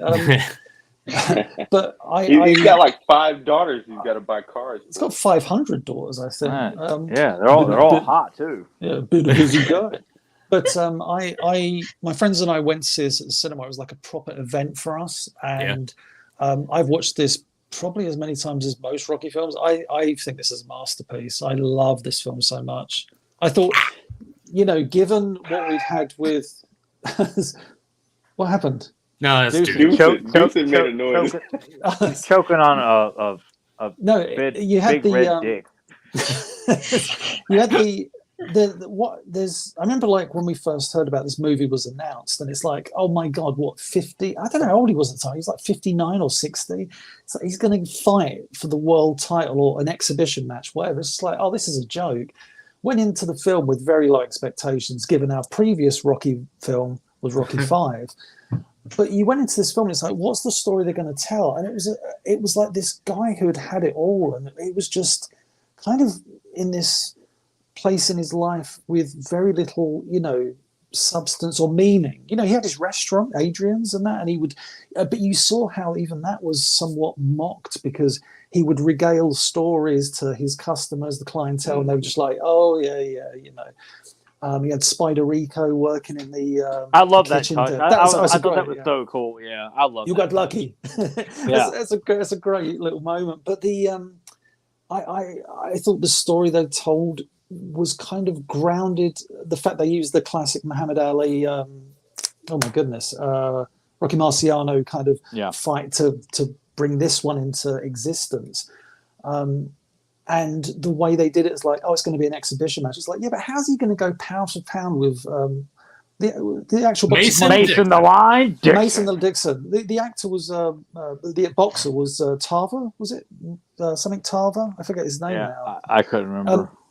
But yeah, Mason the Line Dixon. And how's he going to go pound for pound? And we get into that. Obviously, we'll talk about the fight. But I thought every step of this was so perfect, and it was such a character. It was probably out of the entire franchise. It was probably one of the most heavily character-based films because it was just focusing on this character and how is he gonna, get back his former glory? Does he want that? He's lost Adrian. There's so many moments in this film where he's just broken. And you got Paulie, and Paulie's like, he's not the same Paulie he once was. And there's just so many things I love about this movie. Running up the stairs with the little dog. The dog's what happened to the dog? Dog's so cute. Punchy. What happens to any of the dogs in these franchises? Yeah, They got cancer. Right. But yeah, for me, this is a masterpiece. I love this film. There's to get the dicks out of your mouth. Yeah, go ahead, Doosan. Get your thoughts on it. I fucking hate it. Oh no! Oh my god! Out of all, like the all of story is decent, but doesn't really feel like it's justified to exist. But after Rocky V, it's justified to exist. But yeah, Rocky V is far more justified than this. But what? Out of all movies, all right, Nathan, get him out of here. This movie has the worst cinematography. Oh, we're back on that again. It's so filtered. It's so heavily filtered that I felt nauseous watching it. I'm getting nauseous listening to your shit. No, it's like so filtered. Like whenever Rocky goes outside during daylight, it's so blue. Black people end up looking purple. I think what I agree with this point somewhat. It's so boosted to maximum. There's you have a night scene, and there's like a how light reflects off the skin of the street lights, and here it's like a reflector shining. He's not listening to like any of the dialogue or any of the gravitas of what is happening. He's like, I look at the colors wrong. I did say the story is decent, but listen, he's fucking with it. A movie is a visual storytelling medium, so visuals also matter greatly. It's not just the script that matters, but also visuals. And here it's like it's so fucking ugly. So I have to say it stinks. I will back up bloody hell. I will back up Dushan's point slightly in the sense of this film is very much a product of its time visually because it's coming out of that era where so many TV shows were going for that David Teal and Fincher, orange. Yes. David Fincher 7 look, where it's like desaturate everything, put a green filter on it. I knew companies in London that worked on a lot of like BBC shows, and they had like an instant BBC filter where it's like, we're doing a show, let's just called MI5, and let's just desaturate everything, throw green on it. So I can appreciate what you're saying in that sense, but I mean, like the other said, I think for me the story really does carry this, and the we'll get into the fight, but I thought the fight at the end was fantastic. I'm gonna say great. It's not quite masterpiece level for me, but it's great. I enjoy it a lot. I think when Tyler and I saw it in the theater, I was pretty pumped about it, and then when we got it on DVD, I watched it. I'm like, yeah, it was pretty good. And then I rewatched it again this past March, and have a greater appreciation for it than I think I did when I got it on DVD all those years ago. So I'm gonna say great. I'm gonna say decent. Okay. All right, Doosan 2. I think it was great. I actually rewatched it a few months ago, and it'd been a while since I watched it, and I got teary-eyed again watching it. There's certain moments, just like I remember in the theaters, like when he says, "Yo, Adrian, we did it," and he's my god, when he starts walking back and he kind of fades. I really thought that was the last time I would ever see Rocky on the screen. That meant a lot to me. So. There's a lot of great moments in the movie. So yeah, I don't go back and revisit it like I do with some of the earlier Rocky films, but it for the story it's telling and how fucking effective it is, I call it a masterpiece. Yeah. Okay. Tyler, let's shake hands. Yes. Other way. Other way. Oh yeah. So sorry, Deuce, and I'm not gonna let you drag this down either. I'll put it in great. Yeah, great. It works. Yeah, great. Got masterpieces and he just likes to come here and shit in his hand and throw it at all of us. So speaking of Mason the Line Dixon, when we think that's the shot when he sees Rocky get up. That's the shot when he sees Rocky get up. Yeah. He's like, "Bing!" It's so good. They didn't give him enough to work with. He just shows up briefly, and then you see him before the fight, and that's kind of really about it. He's not really given. It's not his fault. Yeah. But they don't really give that character that edge to make him, a memorable Rocky antagonist. He's just there, I think that's where I think for me his character is almost like, sounds weird, the franchise going into something more reality based. He feels like a real boxer compared to the others. He's the first boxer, if I recall, and maybe you'll correct me, who doesn't have. They even say it in the film. He's not cut. He's not toned. Yeah. Don't get me wrong. He's a big dude, clearly, and he's fantastic in the ring. But he feels more grounded in reality, which I think is why it works with Stallone in the ring. Because I think if you'd had another Ivan Drago or Victor Drago standing opposite Stallone, it would look ridiculous. I think you need a guy with a bit of more of a natural-looking body. Yeah. But I really liked his performance in the movie. I don't think he's a classic antagonist, but because because much like Creed 1 is all about the character's journey and the villain's kind of like a subplot, it's the same with him. We've got Apollo and the family with Robert, and then we've got Mason the Line Dixon. Yeah, I'm going to say he rides the line. He will be in between for me. Decent. But he does have that great exchange. What is that from? 70s? The 80s. Actually, no, it wasn't like no, he said, the 80s. From the 80s? Probably 70s. Probably 70s. So I think his acting in it is really good as well. I think he really does carry that kind of... because his whole story is really interesting, isn't it? They open with that whole thing about, boxing's become a joke.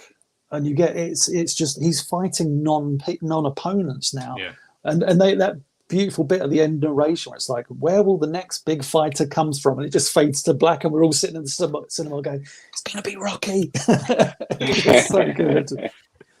But yeah, I like him. I think I'll say he's I think go decent. I don't think he's meh. Yeah, decent for me. What does that mean, Ren? Decent? Masterpiece. Masterpiece. Rebecca, where's Mason Dixon fall? I said decent. Okay. When you said it, I was like, yeah. And Doosan? Cinematography is not involved. Decent. Yes, decent, please, God, don't bring it up again. I mean, decent. But it confused me. Like, did the fight needed to escalate because it was an exhibitionist match and he didn't seem all that bad, and yet Rocky beat the shit out of him anyway? That's what he says, doesn't it? I mean, we'll get to the fight, but he's got that fire. He's got that fire in that that basement, that furnace. So yeah, he's look at him. He's saying. Look at him. He's saying, Rocky, please don't punch so hard. What's wrong with you? Well, I think he says, doesn't he? He's like, if this thing, if you try to hurt me or then it's on. And I really love this fight. I don't think it's exciting as a lot of other fights in the previous Rocky movies or even like the Creed ones. But in terms of the stakes, the audacity, the ridiculously of Rocky going toe to toe with this boxer, and they do it beautifully. Where he breaks Mason Line Dixon breaks his fist temporarily, and it's like, right now Rocky has a fighter's chance. And I thought that the story of this fight, the story it tells, is I think one of the best of the entire franchise. It really does build. And I mean, the original ending was obviously where Rocky wins, and it's like, thank God they changed it, because it was never about that. And obviously, we get that wonderful thing where he's announced as, Mason Line Dixon's announced as the winner as Rocky's leaving the thing, because it wasn't about winning; it was about going the distance. Yeah, I'm going to say great. That final exchange they have, and they're just like, where it's just like speed. I remember in the theater, oh my God, like look at him go! Like, it was just. It's one Very of the most uplifting. realistic look. I mean, it's definitely the most realistic looking fight in the Rocky series. I think. I'm going from 1 Wrong. to 6. What? Wrong. Totally wrong. Go on. It's a really realistic looking fight. The most realistic looking fight is in first movie and second. I mean, in terms of, Eh. Some of those punches aren't hitting though. Like connected. I mean, you know, when we get we'll get to the best And film those of the series, little you'll all be short- wrong. You all be saying I'm right. no, what I mean is, in terms of realism, is just it just feels like It was a good fight. it's a not great- over the it's top. great. It's not like Yeah. it's not Mr. T slow. It just feels very Yeah, but grounded. Mr. T slowdown is because The Rock is getting really, really hurt in the head. It's his POV, and it's like now you care about these things. Well, yeah, because again, that's a good cinematography right there. All right. I'm just gonna keep doing that. Where does this fight land for everybody? I say great. I think it's great. Yeah, great. Yeah, great. Decent. Okay, great. Decent. I'm fighting over decent. Okay, great and decent. Ah, It's join just the cool dark to see side. Join the Stallone dark like side. kicking ass again. So What was that, Rebecca? 4 greats. So and it's just decent. cool seeing Stallone kicking ass. Absolutely. Yeah, damn right. And wrapping up Rocky Balboa, we have the montage. It was a great montage. Him running up the steps with Punchy was because I just Punchy in his little sweater there was just adorable. Look at that so. dog. I Yeah. want to give I a know shout that out. dog makes it a masterpiece. Choking the shit out of that dog. All the That way dog up. is so cute. Yeah, he's adorable. I'm going to What I say love- great. Yeah, James it's a great going to say montage. masterpiece. Go ahead, James. The No, dog I makes was- it a masterpiece. The dog makes it a masterpiece. Put a dog in anything, it makes it a masterpiece. Yeah. Creed 3 should have had him fighting the dog. That'd have been brilliant. What I loved about this, the story behind this montage is when Duke, fucking love Duke, throw a damn towel. Yeah. When Duke does this whole thing where he says, "Look, you haven't got your legs are gone. You haven't got speed anymore. So we're going to build hurting bombs." He's like, "Yeah, let's do it." And you get this real powerful. Sorry, that's my. It'll rattle his ancestors. Yeah, it's Hell his yeah. ancestors. But it looks, and again, it's one of those, much like the Creed 2 montage, it looks like Balboa's going through hell in this montage. It really does look like he's suffering greatly. He probably was. He probably was, yeah. In fact, it's like he's got that weird vein, like that for a 59-year-old man, that just kind of starts on his chest and goes down his arm, just like that, funnily enough. That's that steroid vein. That's But the yeah, steroid vein. That's the man. steroid vein, is it? Yeah. That's steroid vein, yeah. But yeah, that's it just feels like a very raw, and the snow environment, and as much as Doosan has understandably crapped on the desaturation, the kind of high contrast way they do this, I think it kind of works for this montage because it really does look really gritty and like, oh fuck, Rocky's going through it. I wouldn't say it's a masterpiece, but I'd say it's great. Yeah. So greats all around. I'll say great, yeah. Great. Decent. Decent. Yes. I'm gonna get my deucing down, man. He sounds like Mr. I'm gonna Burns. get my deucing down. He's giving me all the juice tonight. All the juice. Well, Yeah. Look at that cluttered mess that you guys made. he said we haven't gotten to the good ones yet. Oh yeah. Well, here we go. Deuce's favorite one here. Go ahead, Deucen. We'll let you go first on Rocky 5. Many people miss the point of this movie. It's designed, He can't even keep a straight face. Oh, Fuck out of here. it's literally designed to finish. Stop that. Okay. You can't even hold that shit in, dude. Come on, You're man. not laughing. Fuck out of here. It's designed to wrap up the story, to wrap up the franchise. And agreed. it tries to And do that, but it's clumsy. But it's not the worst. It's not the worst movie ever. What? It's just clumsy. I think the rest of the fan base It's and even easily Stallone the worst would of the argue. Rocky movies. Also, Yeah. you get to you have plenty of good moments in this. Like when after the Drago fight, him freaking out over his health because like he got really seriously injured after that, and it's like you get a really nice sense that he's actually scared for real. Like he can't stop his hands shaking. He's mortified, and he has to retire. And then you have this. But you throughout this movie, you have that Don King caricature challenging him to a fight, and it's like, no, I just want to retire, blah blah.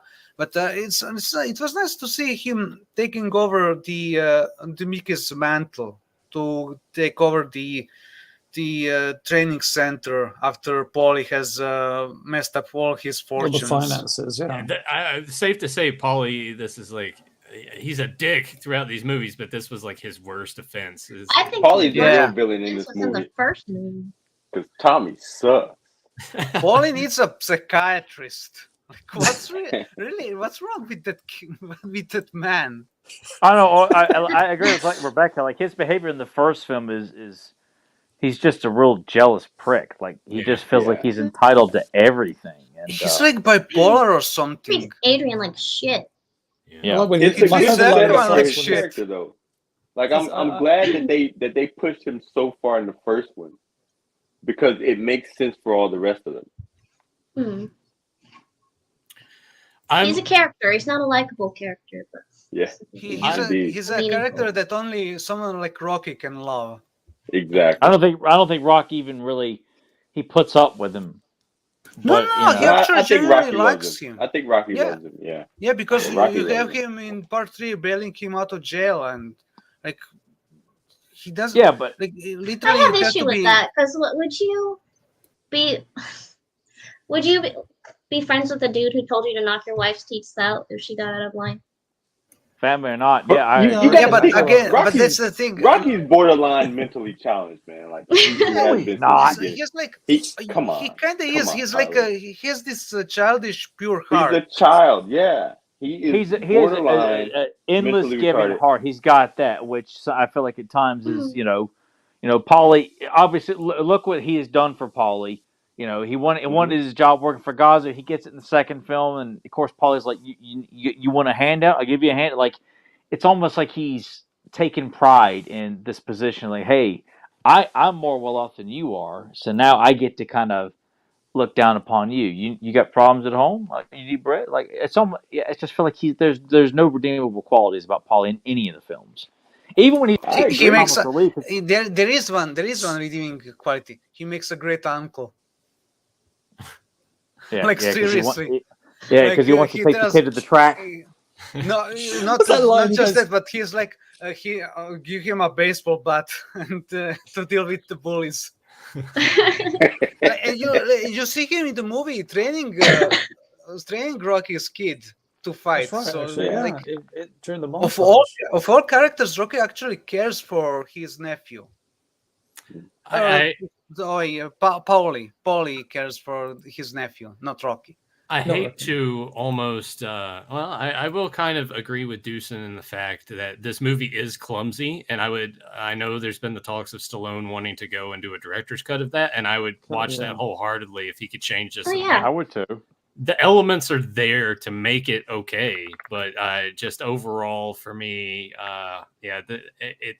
it stinks. Like it's just not. The core story is I hated this movie as a kid. Or a teenager. I couldn't stand it. And then one of my friends, when we kind of met, and we discovered both Rocky fans in like our 30s. He was like, oh, and he was telling me all about, and he goes, oh, Rocky 5. And I was like, oh, and he's like, no, it's actually pretty good. And I was like, no, it is. And I said, it's like the worst film ever. He's and then right. He converted me via water torture. But no, I remember thinking like, it's not as bad as I remember thinking. I again, it's kind of like the Creed 3 fight at the end. I can appreciate what this film was trying to do by sending him back to his roots. I mean, it makes no sense that he starts wearing his old clothes again. That bit is that's just because stupid. That's so corny. That's because Drago hit the factory reset.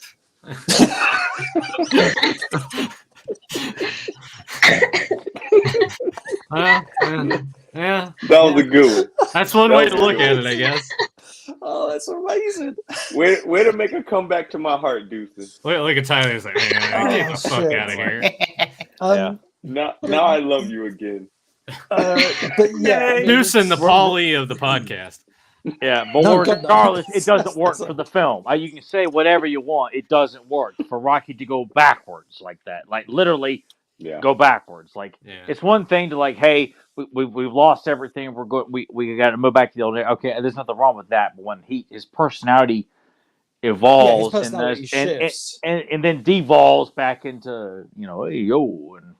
It just doesn't work. That it's because of the brain damage, but also you can tell that he was going for that. It's full not circle. that, damn it! It's just an excuse to say, "Hey, look, this is what people think I'm familiar with." It's a tumor. You can tell he was going for that full circle type of storytelling. So, like, he is back where he started, but he's not at the same exact place where he started. Like, he's not that down, but he's at a place where he can recover from. I'm down. I'm gonna say it stinks though. I would almost say meh, but I'm gonna say it stinks. I'd go meh. I think I'd go in between meh and decent, but I'd go meh.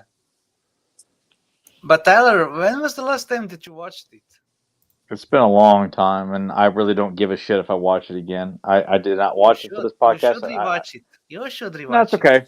I'm sorry. You got to see. I got a ton of shit for you to watch. I watched Miami Vice, didn't I? One thing of all, I've watched Goltar. I've watched Herculoids. I don't want to. Did you like Altar? I love fucking Goltar. I meant to bring that up to you. Yeah, I fucking love that series.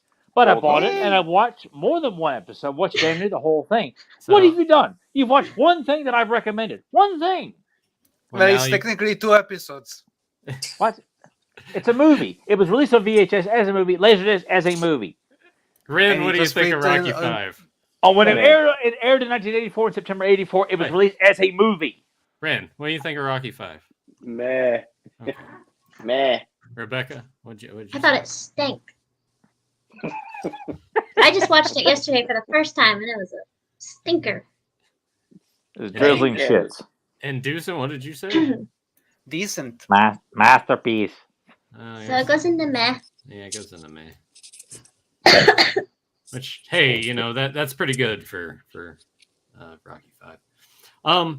If that didn't go into it stinks, nothing's gonna go in there. You might as well get rid of that.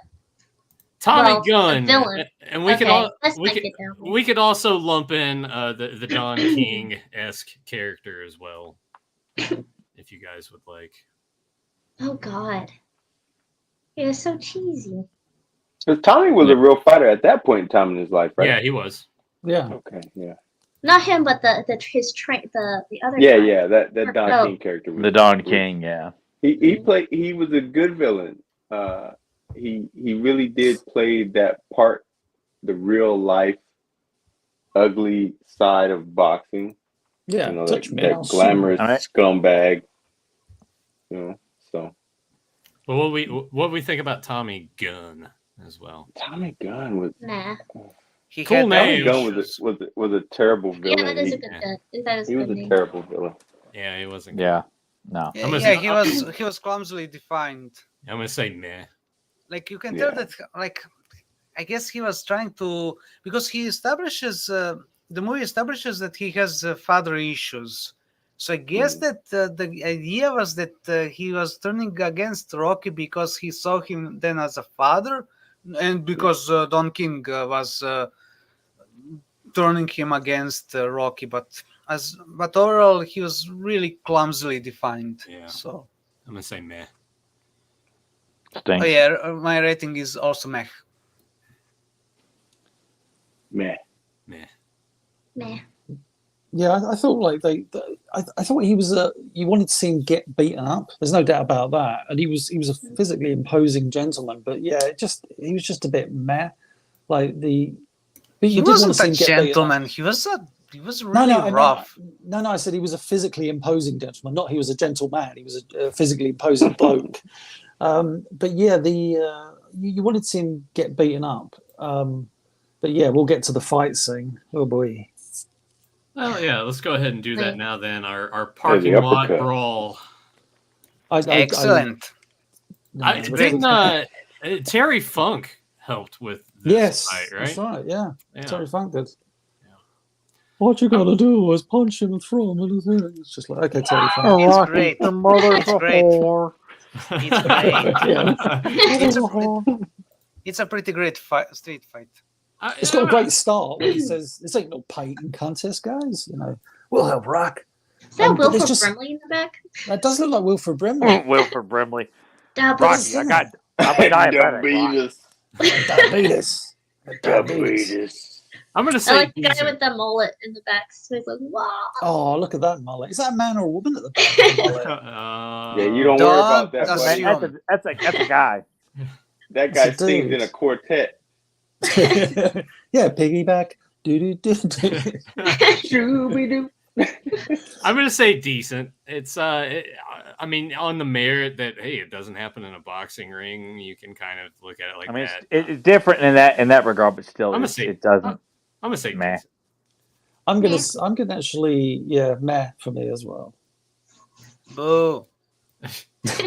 So I guess I'm assuming I'm tossing that into meh. Meh. All right, and finally wrapping up, Rocky V is the montage, which I would. You have been doing that. When we were talking about the movie itself, me personally, one positive, my takeaway, I love the genre of New Jack Swing, and I think this hits all the right spots in that regard. You know, the 1990. This montage is fine because it pushes along the story of what's going on. This is when you get the turn of Tommy Gunn being like, "Wait a second, I'm just a puppet for him. I'm a puppet for Rocky," and that's when his mind starts to sway over to like, "I don't need you," blah blah blah. So I'm gonna say overall, decent. I'm gonna give this a middle ground. The music for me helps a lot. Yeah, no, I'm with you on that one. It's definitely decent. The go for it. I love the fact "go for it" becomes like the tagline in the whole movie with little Robert Balboa. Go for it. What? Go for it. We didn't talk about the kids fight scene. That should be one of the fights we talk about. It's hilarious. Like the kid's punching it. It sounds like he's in the ring like it's like, Jesus, Robert. It's like, what the fuck is going on? So that fight always makes me laugh. Just like there's one big fat kid who like jumps on the fence. He's like, Rah! It's like children. Robert. It's like that's the film I wanted to see. Yeah. The montage, like showing like Tommy Gunn's kind of ascendancy, as well as when like Rocky presented him with the Apollo Creed shorts or like the shorts he wore to fight Ivan Drago. It's like, oh man, and it's a montage that actually tells a story without having to tell the story. And I really do love that track as well, even though they repeat it like 3 or 4 times. But I'm gonna say decent. The soundtrack's great. I think if you like that genre of music and New Jack Swing and just sort of like that late 80s, early 90s rap, it's fantastic. I love the soundtrack. I'm gonna say decent. Okay. I'll be right back. All right. I agree with you guys. It's decent. Yeah, I won't. I don't have anything less to say about that. Yeah. All right. It told a better story than the movie did. Yeah. So while Ren's away, can we just chest? I'm thinking about chests again. Can we just test my mic because I've got to take my headphone microphone out and charge it up. Otherwise, my phone's going to die in about 5 minutes. Okay. Yeah, that's fine. So I don't know if this is going to cause feedback though, of like us hearing. Can you talk right now? Yeah. Can you? Does that sound all right? Yeah, you just sound a little muffled, but I can crank you up a little bit. Automatically adjust the volume. All right. I think before we jump into Rocky IV as we knew it in the proper sense, I love Rocky IV. Let's talk about this. On the other hand, is another story. I didn't watch this. Sorry. Yeah, best you didn't. Yeah, I saw the regular version. Well, I think that it's It's not better than Rocky IV, but it adds extra context to certain things, which is good. I think it's a good. I didn't know about this. Sorry, I would have watched it. Yeah. I think it makes for a good companion piece if Yes. like all you've watched is the Creed movies. I think that this works for that a lot because this Ultimate Director's Cut it takes out the robot stuff from the theatrical, which I don't personally have a problem with that stuff, but I didn't either. I think this works okay, but it's also. Dewson was talking about cinematography and everything earlier. I think the biggest thing is like the edits in this seem so abrupt and weird and odd. They're very bad. They're very bad. Like I wrote notes for this film. Yay! But we're doing the bad version first round. Unfortunately, we're doing Rocky versus Drago. Yeah. I thought, I went in. I fucking was so excited by this. I'd seen the clips of Stallone in the editing suite and the poor editor having to, give me 2 seconds more, and then the poor editor's like, oh Jesus, we spent 4 hours on this one shot. Hey, it's like Return of Faker. Yeah, there you go. Watch this space. So I described this to someone as all it is like a bunch of DVD extras, deleted scenes, because that's all it felt like. There's a bunch of alternate takes. I'm looking at my notes. The first 7 minutes of this director's cut, the first 7 minutes is Rocky 3, but not in the good way as we get with Rocky 4, which is like, I'm going to always do that Mr. T impression, just like, and just that whole intro, which is condensed into about, I don't know, 1:30, if that. We're ending with ding, ding, ring, ding, and that's how Rocky 4 starts. It comes up Rocky 4 for about the 8th time.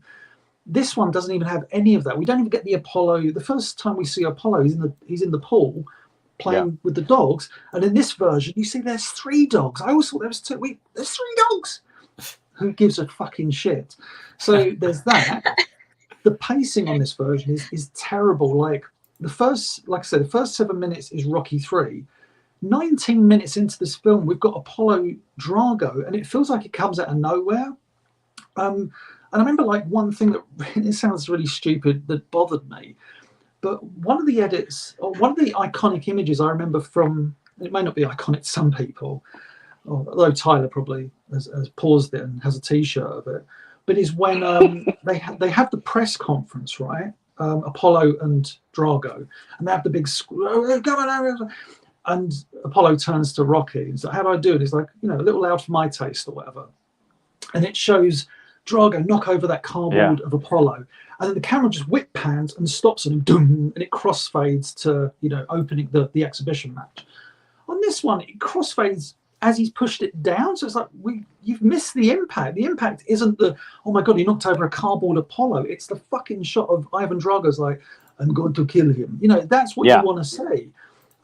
And the editing in this throughout, and do you know the one thing I noticed? If anybody hasn't seen this version, go back and watch it, because Stallone must have hated his ex-wife Bridget Nielsen, because she was pretty much removed from this movie. Seriously? All of her lines, which are like, like your papa, he ate his spinach, gone. That also explains the robot missing, because the robot was originally added because it helped treating his autistic son at the time. Oh, right. Okay. Yeah, because that's obviously the robot was one of the most infamous moments in the original, and one of the most infamous omissions from this version.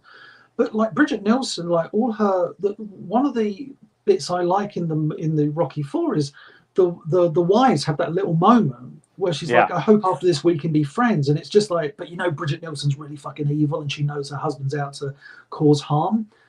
And in that exchange is gone. And one of the worst exchanges, and an example of where I think Stallone was over editing, is where one of the best lines in Rocky 4, I see 3 of them, hit the one in the middle. That's right, hit the one in the middle. The joke there is hit the one in the middle, but it's when Duke, the actual trainer, backs up Paulie's statement and says, that's right, hit the one in this version. That's Duke's line is missing. So you literally have Rocky goes, I see 3 of them. And Paulie just goes, hit the one in the middle, next scene. And it's like, no.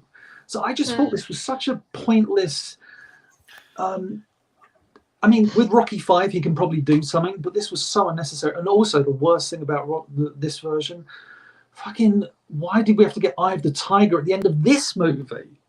Like, we'd already had it with 3. It was iconic with 3. It was noted for 3. The reason it's at the beginning of 4, it's like we're going from this into the Vince DiCola soundtrack. You don't end Rocky 4 with Eye of the Tiger. I just summed it up by saying, with this director's cut, Stallone was trying to make Rocky 4 something it wasn't, because the way I always tell people what I love so much about the Rocky films is they're reflections of the very time they were filmed. Like Rocky 1 and Rocky 2 feel very late 70s, very early 80s when they were filmed. Rocky 3 feels like an early 80s movie. Rocky 4 feels like a comic book 80s action movie with glistening bodies. Rocky 5 feels kind of a bit like, what the fuck are we doing? Yeah. Rocky 6 is a reflection of that kind of movie making, like we said, about the cinematography, which Dushan dislikes so much. Getting stabbed in the eyes. But yeah, I think every Rocky movie is a reflection. I just think Rocky 4 director's cut, he's trying to make the movie something it's not. Yeah. He's trying to fit it in that box of what you got with Creed 2 to make it just pair better with what the story that was told in Creed 2. And if you look at it I look at it in that mirror when I watched it, and I still put it in great because it has all those elements of Rocky 4 that I enjoy. But yeah, I'm with you too. It cheats though by that, doesn't it? Because Rocky 4, I fucking love Rocky 4. Spoiler.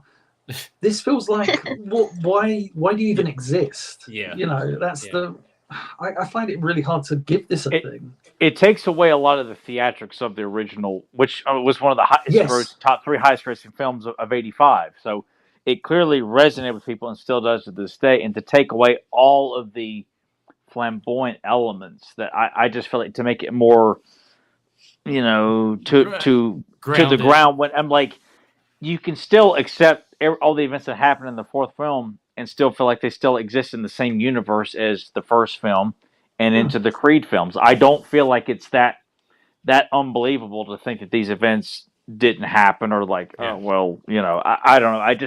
It's the way they're executed. That's what makes them so theatrical, with multiple montages and, you know, how Drago trains, how Rocky's training. Like, they're all plausible ways to train. They're just executed very fucking entertaining. It's just it's entertaining.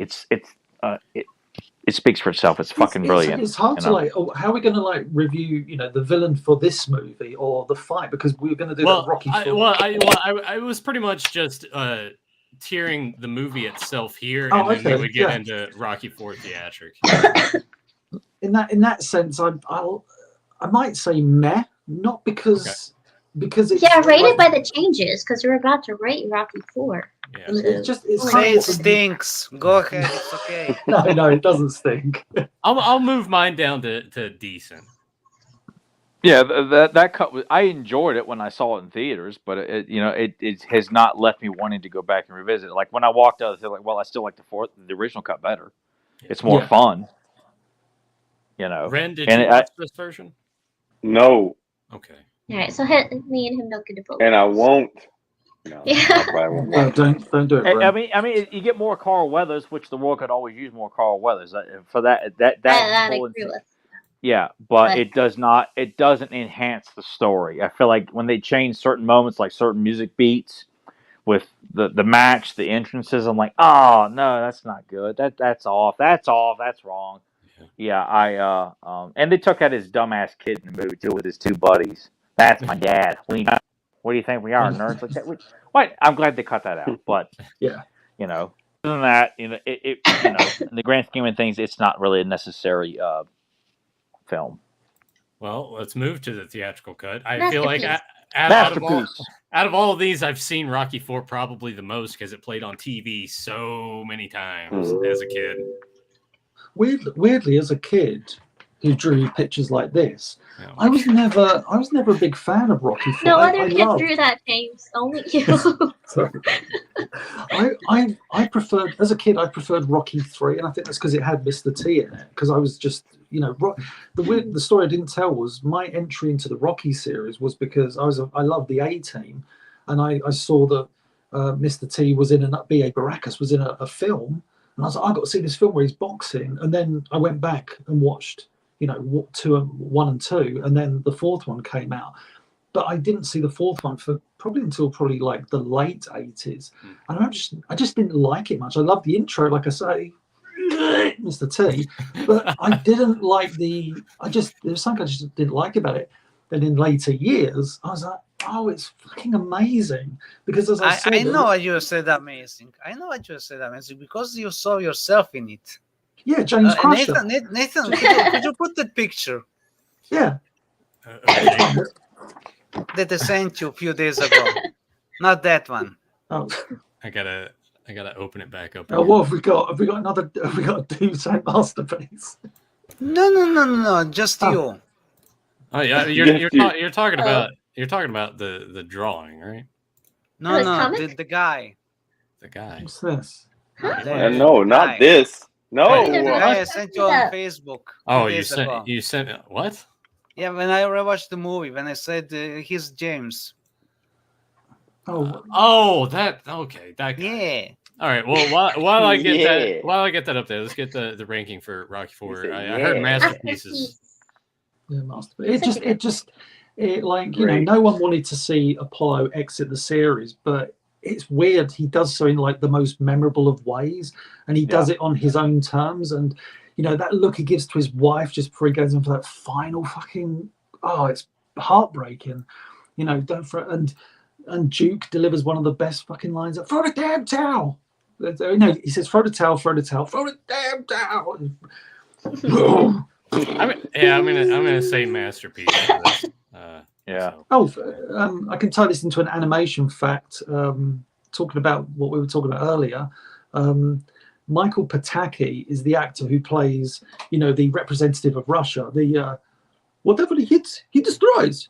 Yeah, Halloween Part 4. Yeah, so Michael Pataki, he was a voice actor on The New Adventures of Mighty Mouse. He played a bunch of characters, including the cow, and he's a really, really talented voice actor. Worked on Ren and Stimpy as well, and a few other things. But yeah, he's sadly no longer with us. But whenever I watch Rocky IV, I just hear that voice, and it's like I'm watching The New Adventures of Mighty Mouse. But yeah, I love all the characters in this film. Oh, I am. Yeah, Dewson thought you looked like him, and I was like, nah. I think you're wrong. It's exactly like him. Look at him.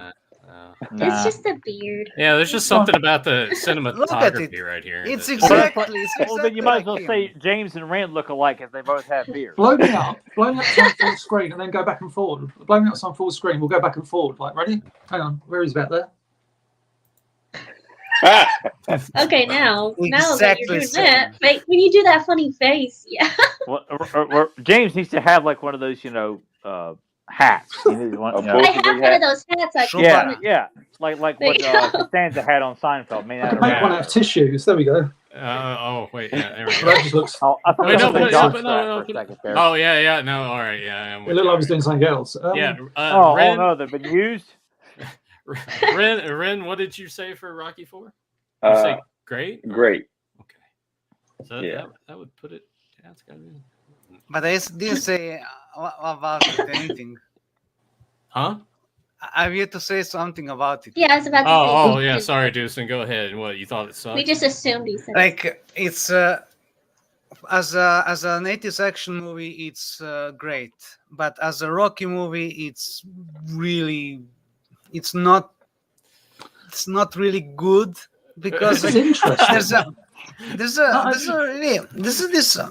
the when this movie got made, there was improving relationship between United States and Russia, so the Soviet Union. So there was a lot of messaging like, "Oh, look, we're friends now." But this movie delivers that message clumsily, not because Drago kills Apollo by accident, but because like by you get that accident. scene. We didn't really intend to actually kill him. He did. He's like he's very cold. He dies. Yeah, exactly that. But there's that scene when Drago's wife complains about how Russians how they're treated in the media, but how they're treated as evil and such. But mere moments prior to that, you have Drago saying, "If he dies, he dies." It's like, that's evil. I got to admit, I think this film's a masterpiece. I do appreciate Dushan's take. Also, there's another thing.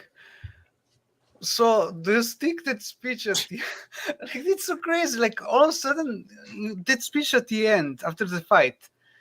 First off, would he deliver that speech had he lost the fight? Second, how the hell is someone like Rocky all of a sudden so politically aware that he brings up 20 million people dying? Like it's better that 2 people kill each other in the ring than 20 million people die. All of a sudden he's aware of politics. A guy like Rocky. The funny thing about that is when he's delivering that speech, the guy translates it as $20 million instead. The Russian guy, when he's translating, he's like, 2 guys in the ring is better than $20 million. So it's like, oh, you kind of got that wrong. Also, apparently, like, they never speak Russian in the film. It's just like, hey, it's just made up Russian. It's just like this. That's not actual Russian. I making up words. I need to recheck because to me it's convincing. But again, like my language and Russian isn't all that is not quite similar. There are quite differences. It's like English and Dutch. Like there's enough differences where you can tell generally the meaning of the words, the meaning of the sentences, but like at the time it seemed convincing, so I need to recheck that. Can you say something threatening as if you were a villain in a Rocky film? Can you say something threatening, Dusan, like you're a villain? Rocky 7. Go on. You came for a prostate exam, Rocky. Well, you're not gonna have it. We're gonna fight. A prostate exam. Yeah, James brought up the deleted scene. So am I gonna have to drop down Rocky 4 from a masterpiece because of Dusan's rating? Oh yeah, my final word is decent. So that would move it down to great. Yes. Let's tier the fight between Drago and Apollo. Drago and Apollo. Oh my god! I'd have to say masterpiece because it was really dramatically impactful. Yeah. Like especially with the trainer going, "Drop the towel." Throw the damn towel. Yeah. He was literally crying in desperation. Yeah, he's great. One thing about that. The Rocky versus Drago, they edit that fight, obviously, as they edit everything in the film, slightly different. In Rocky versus Drago, it feels a lot more slightly more threatening. Some of the edits they do, like when Apollo first goes down and kind of gets up, there's this look that's not in the final cut. It's in the director's cut, and he just looks like, oh shit, it's like I'm in the ring with this guy now. And I've got it's one of the good things about the Rocky versus Drago movie. But I'd say this is great because it's so sad when his body does that little on the floor. Yeah. Oh, masterpiece. Because it is so impactful. Ran again. Guys, I'm up to bail out here, guys, because I got to get up pretty early in the morning, though. So I'm not gonna be able to. All right, assholes, you guys can get up at 6 in the morning and go work. Yeah, I can't help. Well, do you want to give us your rankings of the Rocky films then? Oh yeah, all right. And the fight masterpiece, Drago fucking masterpiece, 3 masterpiece, Clubber Lang masterpiece, the montage of masterpiece. Honestly, they're all masterpieces. I honestly, anything from here on out, the montages are all great. Rocky 2 has the best montage, the best fight. And it's the best of the series, in my opinion, Rocky 2 anyway. But they all, I'm sorry I couldn't stay on because I really do have to go to bed though. But Tyler, here's a problem. Here's a problem with that. You're already asleep. This is all in your dream. Yeah, you're still dreaming, Tyler. That's why Jason won't stop talking. Wake up! Alarm clock is ringing. It's a nightmare. Oh my God! Cinematography again. I hope And look, you don't have underpants. I'm wearing pants. Also, Tyler. That, Oh no. Yeah, go to bed great. on that. Oh, Yeah. great. I won't have no Freudian dreams tonight. Bag of dicks. Sword fights. God. All right. Well, you guys enjoy right. the rest of the discussion. Good night, So Tyler. you all take care. All right. Take it Bye. easy, guys. Go pee-pee before bed. So we'll still count his vote. Yeah, we'll just default We'll him still to, count. Yeah, to it's a masterpiece on the rest of these. So Yeah, Mount. Okay, let me let you up. where does this end up with us? Masterpiece. I said great. I think most of you guys said masterpiece, didn't you? Well, Ren I gave said a great as well. he gave a thumbs up first. I was like, oh, okay. No. I think I did say masterpiece on that one. Yeah. I think it's going to masterpiece. Should I have you? Montage. Oh, come on. Yeah, we'll get to the montage. What do we think of Drago here? Drago was a villain. Drago was a real villain. He was. Drago took his role as a villain and ran with it, and he relished in it. He wanted to destroy whoever was in his way, and he was a top-notch villain. Masterpiece. He's like a machine. Yeah. Yeah. I'm gonna say masterpiece. He's a comic book character. Like literally, there's that moment where he rebels against his trainer. Like I don't fight for you, I fight for myself. Yeah. And he's believable as that. Yeah, but it's not really believable when you have him like a comic book character, because comic book characters are only in comic books. But you look at Del Fulham and it's like, yeah, that dude can kill you with like one fucking. Yeah, but the thing is, like, it wouldn't happen in real life. But as a comic book character, yeah, it's great. Like, so yeah, I'd say great. Puts him up in masterpiece. I think I'm going to go great as well. I don't get me wrong, I love the character, but there's one that I think tops him. I would agree with that. Yeah, he's coming up. Yeah, he's coming up. The montage, Jesus Christ, masterpiece for me. I've got to say masterpiece. It's so beautiful. The back and forth between like I said, the machinery and like the the synthetic farmland in the snow. Yeah, and then him and the nature. It's just a beautiful fucking Hearts on Fire. Come on. Oh.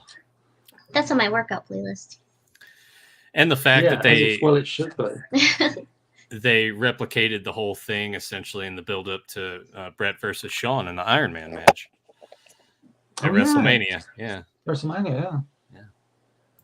Masterpiece. I was like, what does Iron Man have to do with this? I was like, I know what the fuck you're talking about. Was that about the montage? I had to leave for a second.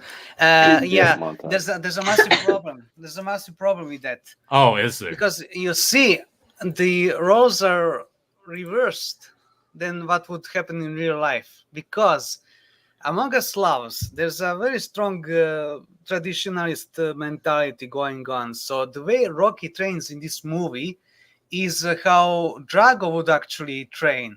And I have actual evidence, because even Slavic grannies train like Rocky. And you say grannies? Yes, I'm gonna prove it. I have a picture. Okay. Oh, of course. Oh, great. Pictures. A picture. See? Okay. That's real life. That's real life. Ain't that a bitch? That happens. She's got a baseball cap sideways and everything. That's brilliant. Like even my grandmother was cutting wood until COVID disabled her from doing that. Oh. But like again, like, so the way Rocky, it will be more believable had Rocky been going after a technological route, especially because Drago is so much more powerful than him. But no, they have Drago even get injected with steroids and such. But yeah. I hear you. So, I'd say it's great. I'd say it's great purely because of Vince DiCola's music. Oh, so good. Do you know what? I never realized until literally last week that beautiful end where he's climbing up the mountain.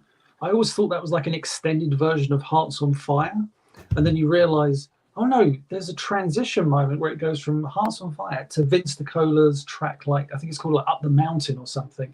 And it's such a subtle transition that it just sounds like the same song throughout. Because I was always looking for the extended version of Hearts on Fire. I was like, why does this not exist? It's like because the movie used, the soundtrack and a piece of Vince DiCola's music, and to that epic thing where he's up the top of the mountain, Drago. And the music in the movie is so much better mixed than on the music album. Like you listen to the music album, it's just not the same. In the movie, it's so much more impactful. It's much better mixed. Even as a kid, though, I mean, I'm sure you appreciate this when you're sitting there, and I know we're just talking about music suddenly, but when Drago's about to go into the exhibition match and you hear that Unicron theme. And I remember as a kid... Yeah, exactly.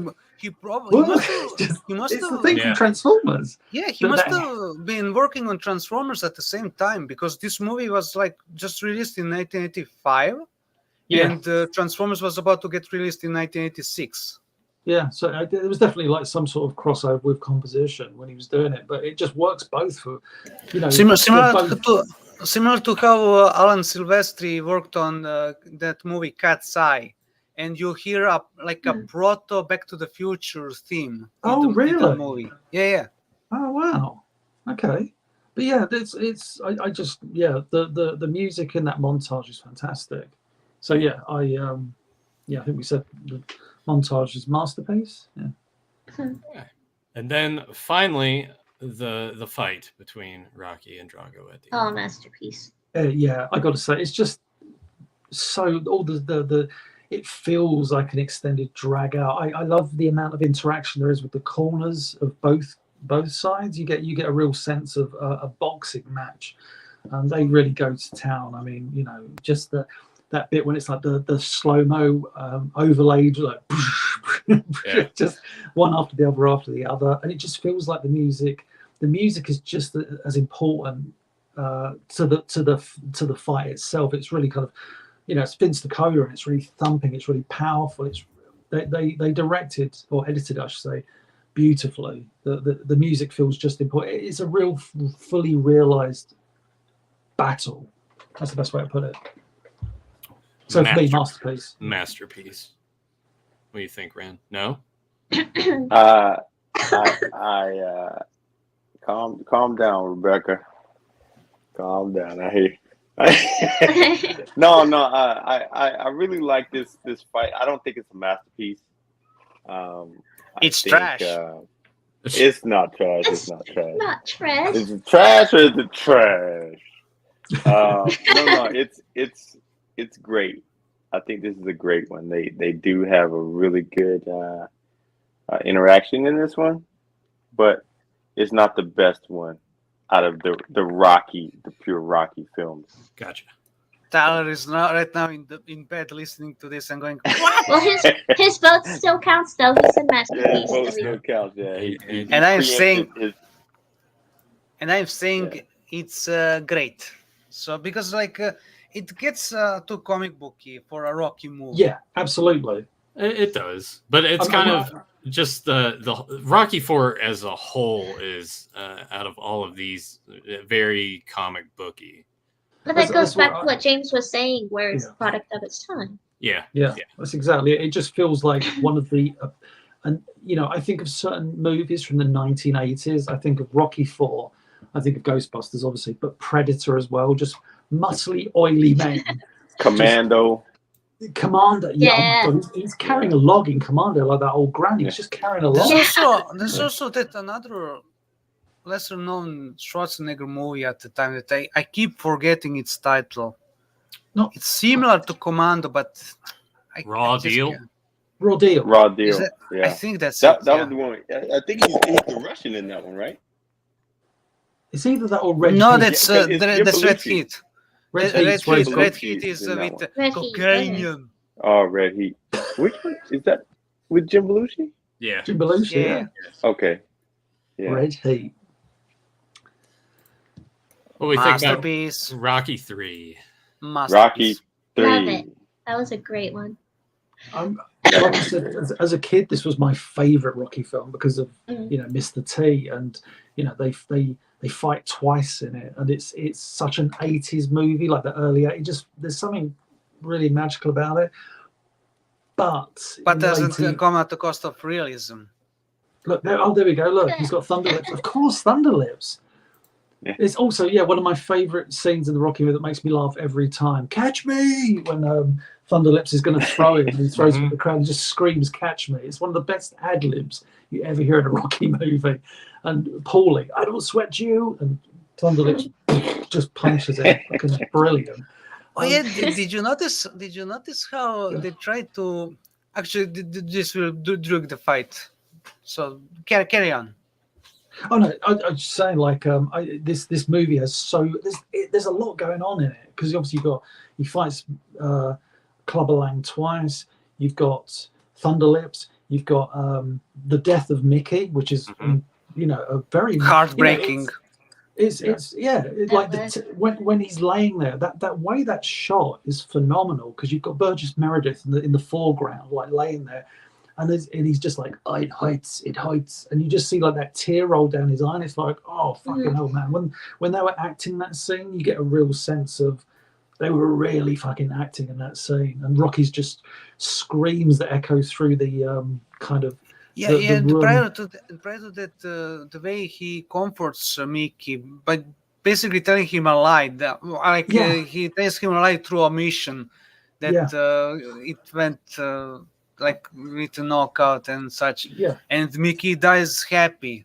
Yeah, it's really beautifully done. Yeah, but I don't think it's, like I said, as a kid I thought it was like a masterpiece. I think, don't get me wrong, it's not a masterpiece, but I think it's I'm going to say great. I'm with you. Yeah, but there's so much of this movie I love still, and I can watch it over and over again. Well, that's the whole thing with the Rocky and Creed movies as a whole. Like these are movies I always come back to no matter what. I mean, yeah, Rocky 5 would probably be the exception, but I'm with you. Rocky 3 is fantastic. But when I'm starting to compare it against the other Rocky movies that aren't Rocky 5, then it's not quite a masterpiece for me. So I'm going to agree with James and say Rocky 3 is great. But I think you and I say great, but I think everyone else and Tyler said masterpiece. Tyler said masterpiece, yes. Yeah, I agree, masterpiece. Masterpiece. I love this movie. It's so fun. I think it's so fun, but then it's like sad too.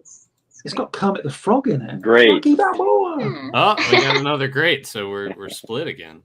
Yeah, but masterpiece is a very strong that's grade. Fine, as long as it's great.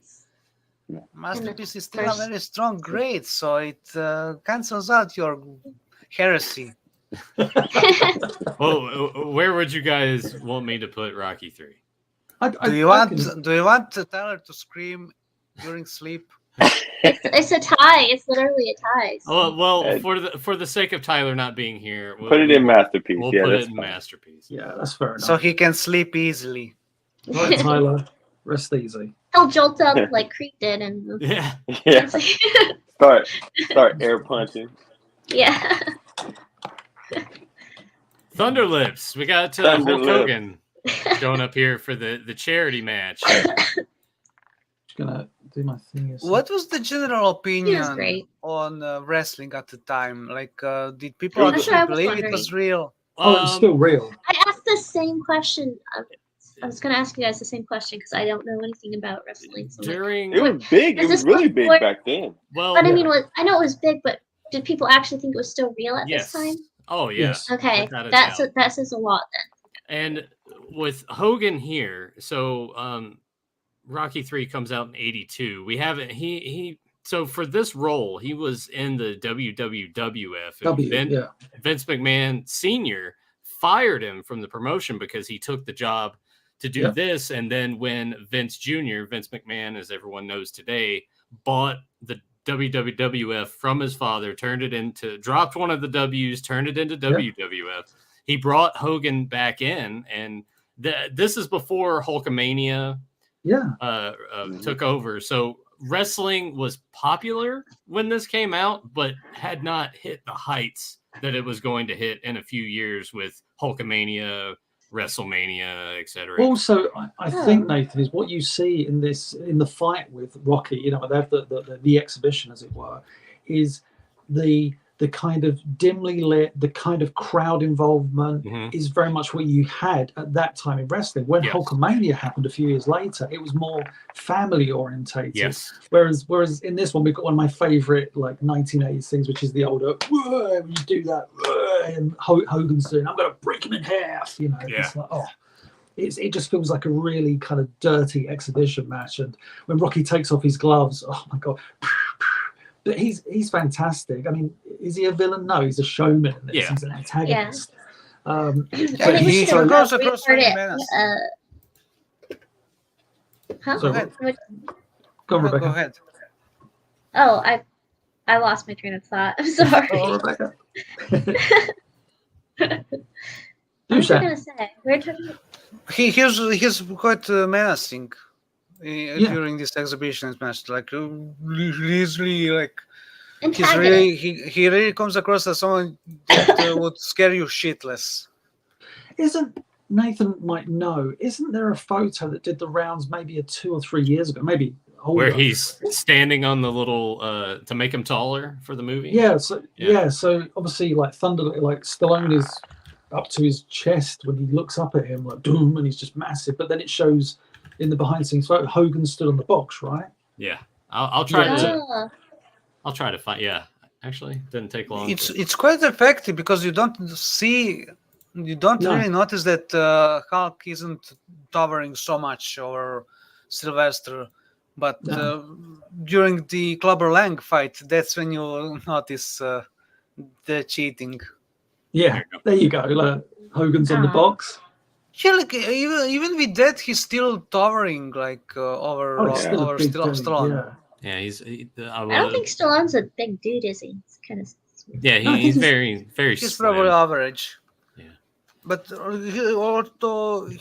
they probably did this particular shot for sake of dramatic because they were shooting over the shoulder for that moment. Because also they needed Stallone to look up.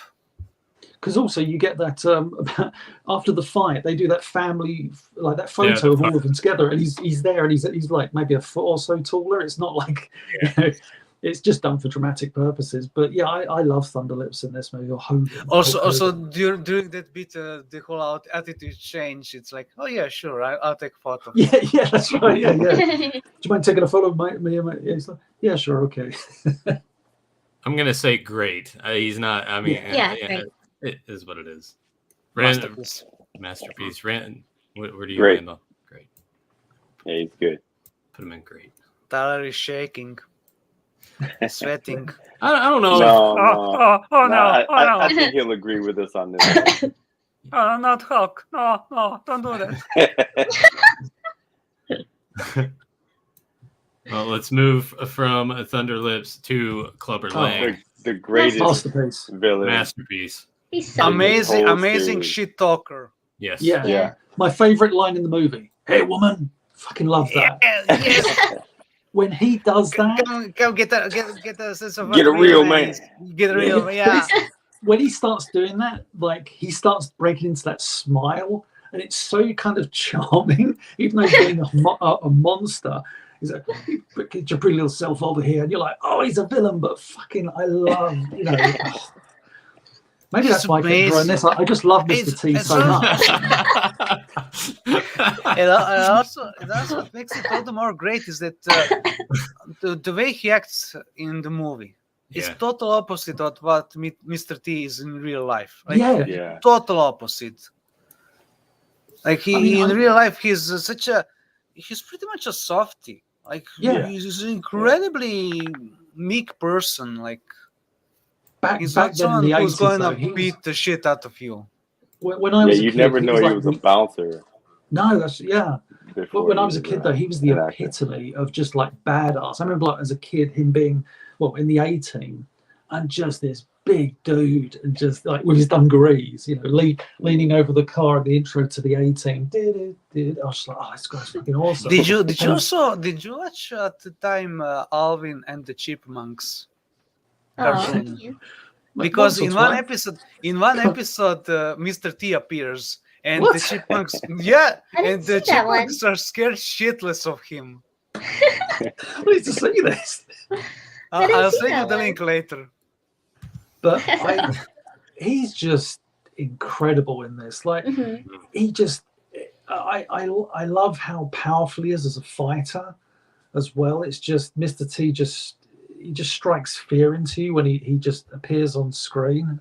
Yeah. Oh, sorry, we're going on to the. Oh no, yeah, you're good. I think we all said masterpiece for Mr. T for Clubber Lang. Didn't we? Yeah, Clubber Lang's masterpiece. He, we'll get into actually talking about Apollo Creed when it comes to Rocky 1 and 2. It's tough for me, and also I want to toss this out there. I would have loved to have seen a fight between Apollo and Clubber Lang. That would have been Oh my fucking god, the amazing. showmanship. Yeah. That'd be awesome. Yeah, it's a shame that they didn't find a way to maybe work that in there somehow, where it's like Clubber beats Rocky, and then maybe Apollo steps up to challenge or something. Have that middle part of the movie be a fight between the two of them, and then maybe that builds into Rocky coming in. Or shit, man, you could have ended the movie with that and made Rocky 4 the rematch. Or In the maybe alternate you can, universe. or maybe you can make Creed 4, and it's Clubber Lang's son. It's the junior. No, I don't want to do that. Yeah, let's not do that. I'm gonna put great for this match. It's fun. It's fun. And Imagine if the movie starts with Clubber Lang Jr. and Creed says, "No, I don't want to do that." I mean, yeah. That'd be the greatest full start to a movie ever. Oh my god. MGM, we're here for you if you want to bring us on board. Yeah, I'm gonna say I think great. Great masterpiece. Yeah, great. It's such a lovely catastrophe of exhibition. That's a great description. Yeah, we Febmon was in the chat saying, "Oh, you should make some of those images smaller." But it's like, you guys, I put it up on the screen enough where you can see where stuff's been landing and what I'm actually starting. I mean, you could shrunk that Hulk Hogan and put that other Hulk Hogan underneath. Oh yeah. Whatever. There you go. We'll cover them up. Let's see. The montage of Rocky. Masterpiece. That one was so good. Yeah, masterpiece. So good. Masterpiece. The best one so far. It's because what it beautifully shows. I mean, again, it tells a story. It's Rocky training because you get almost like, you get the montage, which is him not learning to adapt to Apollo's training, because Apollo is this again, the story told, Apollo is this graceful, powerful boxer, and Rocky's a brawler, and Apollo's got, but also the trauma. Because he gets those flashbacks when he's running on the beach, and he just which is very tempting to insert Rambo's Vietnam flashbacks. You also get Paulie being kind of really shitty and sort of racist when he's like, Rocky can't dance to the, does he call it Jungle Jam or something? Not only that, Paulie did was just being a racist. I'm like, what the fuck? Not only that, but Paulie, when they why do you put up with this shit? Not only that, but when they enter the gym in LA, and he's like, I can't be with these people. That's what I can think think of my image or something. Paulie. The great thing about that is that they call him out immediately, because he says it again at some point, and then still Balboa's like, well, maybe they don't like you very much. And by the end of the movie, Paulie's made that journey where he's not as much of a racist anymore, because him and Apollo, and then obviously in Rocky IV, him and Duke have this like friendship kind of thing. So it's like it took Paulie 3 movies to realize, not to be a dick or a racist. Also, Apollo gets irritated at one point with Paulie. It's like, is he always like this cheerful or something? It's like you get to know him. Yeah. So are we all in agreement? Masterpiece on this one? Yeah, masterpiece. Oh gosh. Those shorts are a masterpiece all in themselves. Dude, I was sitting there when I was rewatching it, and I was like, man, those are so short. I'm surprised that that's normal the time. Those I wore those red ones with the white stripes. I had a pair of those. What? Yeah, that's right. You're that old. Yeah, I'm that old. Yeah. Did you run on the beach in them though? Is the main question. No, I wasn't that cool. That's what Joe was doing. The funny thing is, like, Joe was I had a running matching and he was outfit. dragging his third leg. I had a matching. the funny thing is that outfit. running on the beach must have been a nightmare because running on sand is atrocious. It's terrible. I just yeah. to think what that was like. But wait, why do you wonder that? Well, if that was atrocious, but not when Rocky was running up those freezing stairs in Balboa? Like, who knows how many times he fell? Can we appreciate too that Stallone runs very well on screen? He is no Steven Seagal. Yeah, I was Well, no about Tom- to say. he's not Steven No Tom Seagal. Cruise. Oh, No yeah. Tom Cruise. Tom Cruise is a running motherfucker. Runs everywhere. Tom Cruise says, if I don't get a motorcycle and a running scene, I'm not doing the movie. I'm not doing the movie. Which one is this? First fight or second? Well, it's it goes back to the whole thing like we do with Creed 2. We can put them together as a whole. Yeah. I'm going to say great. I love the fight, and I enjoy the choreography in this one. If you look, quite a lot of times though, Mr. T does kind of, you can tell he's choreographed because he's doing this a lot. Like, I've been punched, I'm back, I'm punched, I'm back. You can see him like almost counting as he's fighting. Don't get me wrong, it looks great, but at the same time, the fight itself, like I said, I love I'm going to do it again.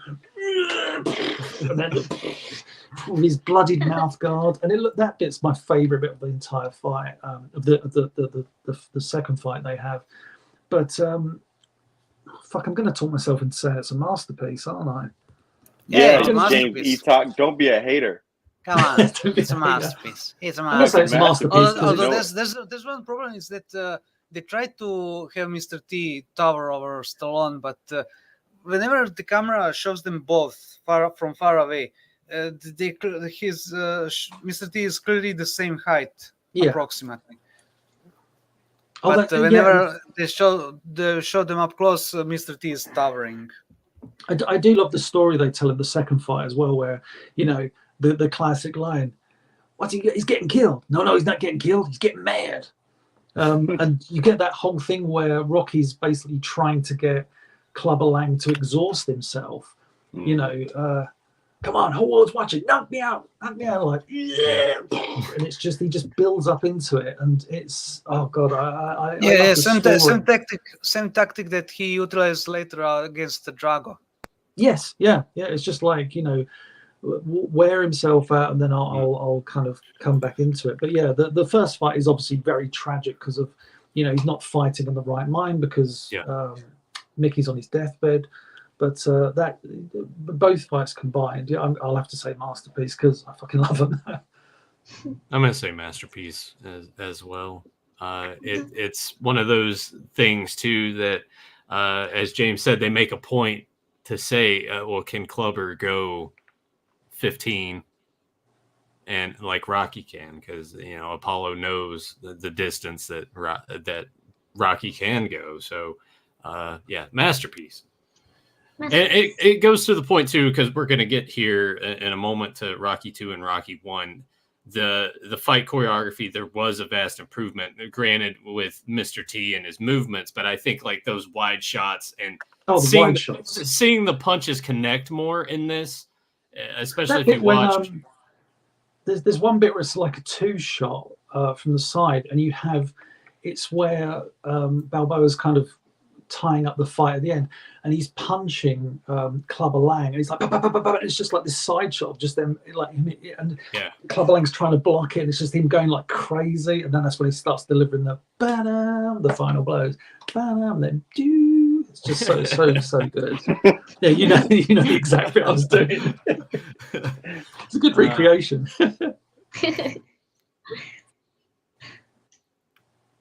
When you see Duke, when they do the count and Duke leaps over when he leaps over that top rope, like, bloody hell, man. Yeah. Duke was spry.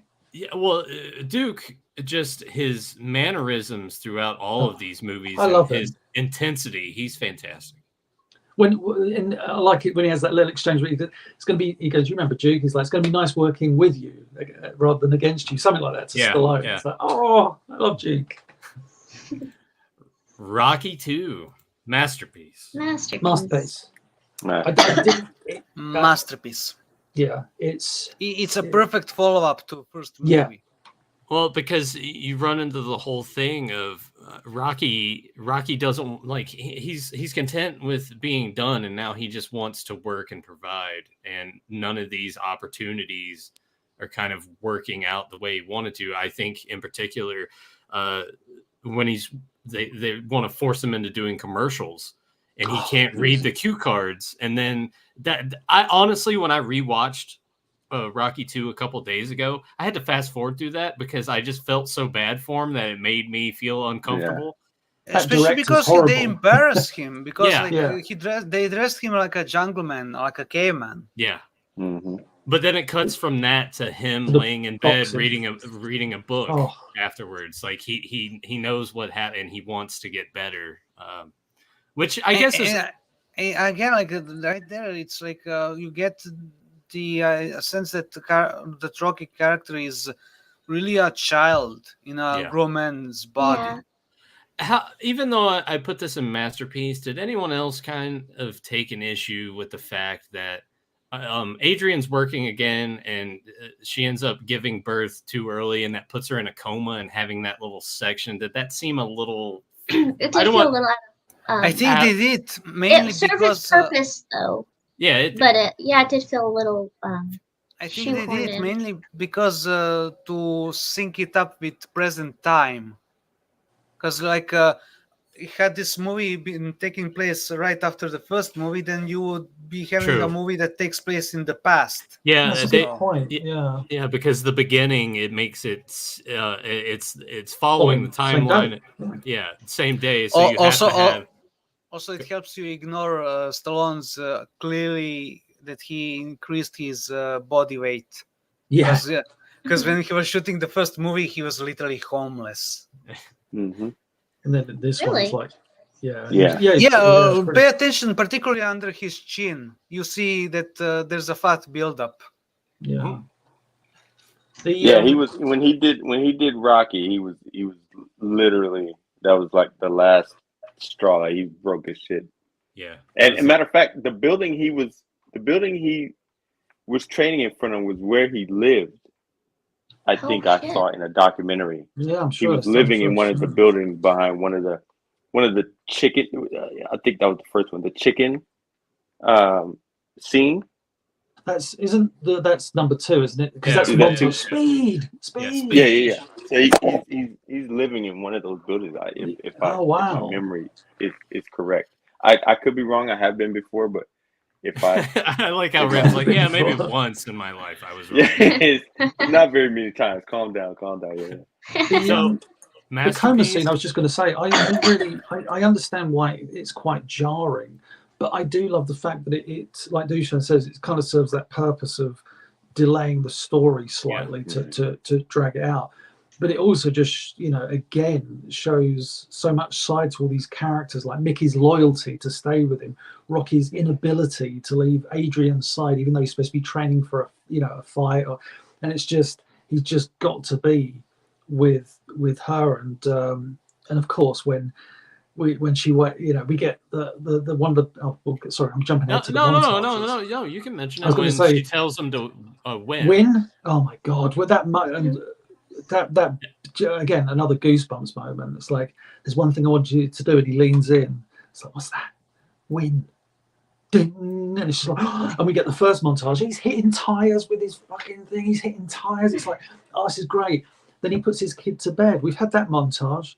He puts his kid to bed. What comes next? Leaps over a fucking railing. Montage number 2. Gonna fly now. It's incredible. You get double. Hey, look, Proto Rambo. Proto Rambo, yeah. So my friends and I, we've done it twice now. We meet up. We've done it twice over the space of 10 years. We meet up, like 5 or 6 of us, and we watch in one day the first 6 Rocky films, all back to back. Even 5. But the way we watch it is that we've never we pretend as if it's almost like a documentary of a man's life. So but also we pretend like we've never seen them before. So whenever he gets to when he's running up the steps, we're like, oh my god, he's gonna fucking do it. And when he gets to, we all scream and cheer and like throw beer everywhere. When he's in a fight, we're like, oh my god, he lost. Like when he loses to Club, or when he wins, we're like, yeah, we're like screaming. Whenever it comes to that there we go. Whenever it comes to that montage bit where she goes, there's one thing I want you to do, and we all lean in, we go, what do you want him to do? Like whisper, and she's like, win. I'm like, right. It's just. I just imagine it's you and all of your buddies just sitting there, and it's kind of quiet, and you just hear a bunch of sniffling going on because you're all crying. Oh no! I mean, that happens during the Mickey scene where it all just goes very quiet, where he's dying. We're like, oh, Mickey. And at the end of 6, obviously, when he walks away and just vanishes. We didn't touch on this when we talked about Rocky 3, but the whole thing that sets off Mick and his downward health in this his heart issues was the fact that he was believing that Thunderlips was beating the shit out of Rocky. So even he was a mark. He was a mark. Yeah. The montage for Rocky 2, masterpiece for me. Masterpiece. Also, did you notice that the music has been modified for this sequence because the lyrics "Mighty Warrior" are performed by kids? Yeah, they did. Yeah, because obviously he's become like a hero of Philadelphia now. So a role model for kids. All the kids are like, that's why he got the statue in part 3. Oh, we didn't talk about the statue. And in real life. And in real life, yeah. In my country of all places. I love the fact they addressed that in Rocky Balboa. That they moved the statue. Yeah. He goes, are you still upset they moved your statue? And he's like, no, but he is clearly. Yeah. It's a really lovely scene. And in this film, he throws a motorcycle helmet at it. Oh my god! And it shakes a little bit. I'm surprised no one tried to vandalize that for as easy it would be to just tip over. Apparently. Did you ever play the Rocky video game on the Xbox in like about 2005? I want to say that Tyler rented it, and I went over to his house, and he's like, "Oh man, check this out and check this out." And I was like, it seemed kind of decent, but also kind of shit at the same time. It was a lot of fun, but it was my friend had it, and I would go around, we'd all play it. A bunch of us all playing this game. But when you unlocked all the secret characters, so you could fight as all the Rocky cast, but you could also fight as Mickey. No, and you could fight as the Rocky statue as well, and he was like literally invincible because he was a statue. That's actually pretty awesome. I have to look up videos. It was really good. It was really good. But yeah, Ren Rebecca montage masterpiece. Masterpiece is good. Yeah. Yeah. Oh god. It's like I just said it, man. Don't worry about it. No. Yeah. It's just just even talking about this, and even though I just rewatched, I want to watch them again. You want to watch them again. Yeah. I think that's the beauty of this series to me. It's my favorite ever. These are all of these movies. I mean, shit. Even Rocky 5, I would go and watch again. The thing is, you should. But like, as we're talking, like, I think these films, in ways, complement one another. Like I said, my friends and I recently got done watching Creed 3. I was not impressed at all. I will still go back and rewatch that if I'm watching part of that series. I will be like, I want to see the story of Adonis Creed and how it works. Yeah. I wouldn't. Hey, wait. Can you take his shorts down? Do his shorts come down? No, yeah, the shorts are. No. Oh man, masterpiece for me. This fight. Oh god. Jesus Christ. Masterpiece, absolute masterpiece. Amazing. What I loved about this fight is in the first movie, Apollo's all show. Mm-hmm. In this one, he's like, "I'm gonna beat the fuck out of you." He's so mad about it because he didn't beat him. He didn't. The whole thing was like, I didn't beat him. Yeah. He wanted to destroy him. Yeah. Apollo suffers from an ego problem, which ultimately brought him down. Yeah. And I loved. There's one punch Carl Weathers throws in Rocky 2, and it's from it's an overhead shot at an angle, and it's the one where he's like, "Get your cameras ready," and he's wheeling back, and he unleashes this punch, and it's so fast, and that man had such long arms that it's like, how the I'm sure he must have connected, but it's so fast. It's like, I know there's a big difference between being an actor for pretend fighting and being an actual boxer, but when you see Carl Weathers in the ring in this film, in Rocky 2, you're like, surely he could have been like a real heavyweight contender, because he's so fast. It's ridiculous. He's extremely believable. Also, during the fight, I love when Rocky gets trashed and the whole scene slows down and you hear the music accompany that perfectly, which then gets repeated in other movies over and over again, and even in Creed movie, I think. But I think you're right. here it's like it slows down so perfectly, like you get the sense that Rocky's reality is collapsing. Yeah, it's the like. I remember always. I mean, I would always shout from the rooftops that Rocky 1 was my favorite of the entire franchise. And then when we did our first Rocky Day, when my friends and I got together and watched all 6 movies, the general consensus afterwards was like, I think 2 may be the best movie. That was like, we all kind of watched it back and was like, I think 2 may be the best out of those Rocky films. Because even though you could argue, well, it's telling the same story of like Rocky Balboa's, gonna fight for the heavyweight championship.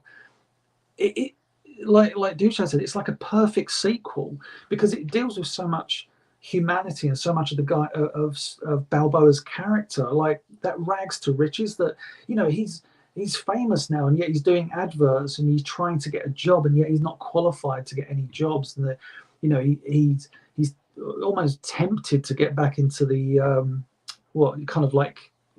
gangster, what do you call it? Heavy for Loan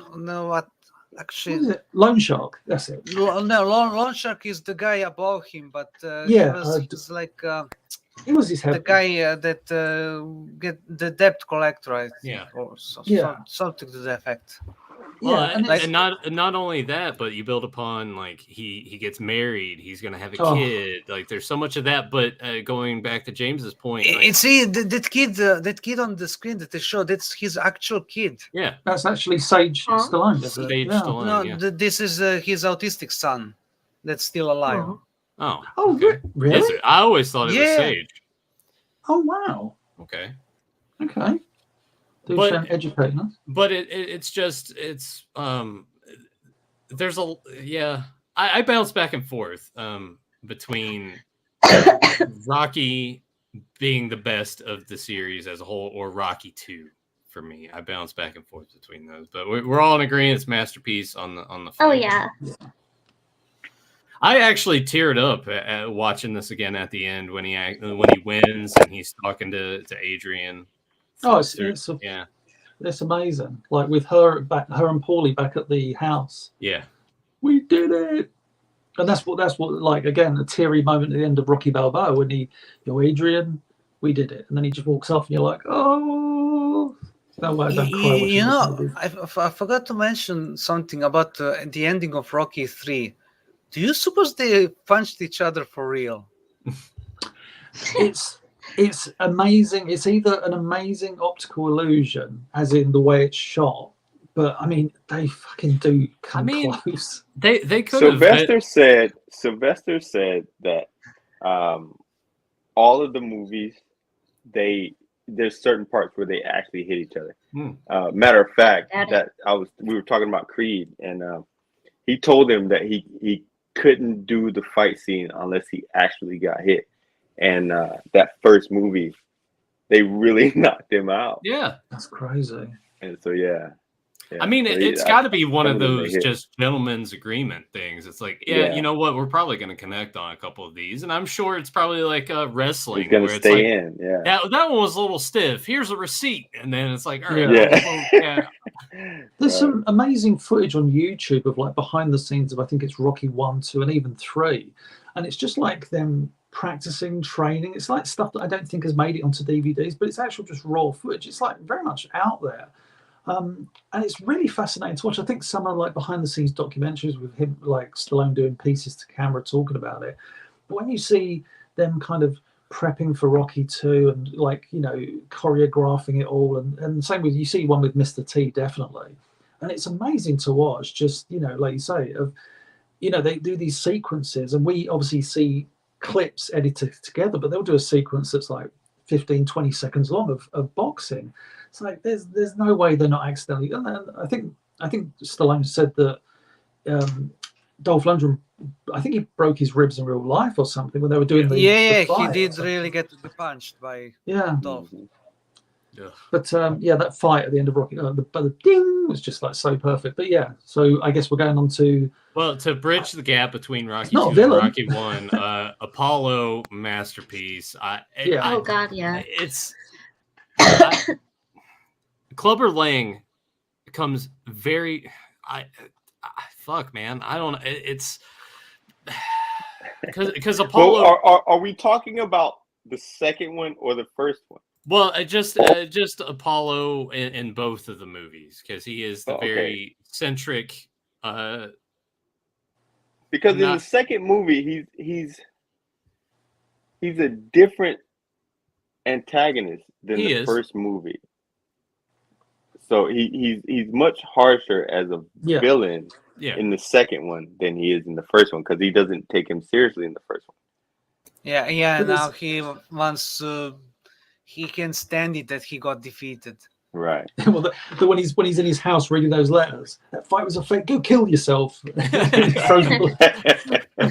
thought that's the best written letter ever. Go kill yourself. It's like, oh, hello Twitter, and he throws all the letters like everywhere. Oh, by the way, so that scene with the chicken. Did you guys notice that Burgess Meredith was having trouble with that line, with those lines in that scene? Like he was just cracking. I mean, he's laughing. Just him explaining it at the start, you can already hear him laughing. That's true, actually. He was cracking up. It's kind of like Doosan when he's getting cracked up and he's trying to talk or whatever. Yeah, but that's because you guys start laughing. Whatever. Apollo masterpiece. Both movies masterpiece. Masterpiece. Yeah, no doubt about it. Carl Weathers is. He's the greatest. He's just so cool. It's just I mean, like, not to go. His physique is phenomenal. It is. Yeah. He's got pecs that look like a He-Man figure. It's simple as that. It's just like, oh, that can actually happen. Ren, hold up that Remco again that you got of Apollo. I bet he's more toned than the Renko. Yeah, exactly. You know what? He is. I wish these things didn't discolor on the arms, but What's with his eyes?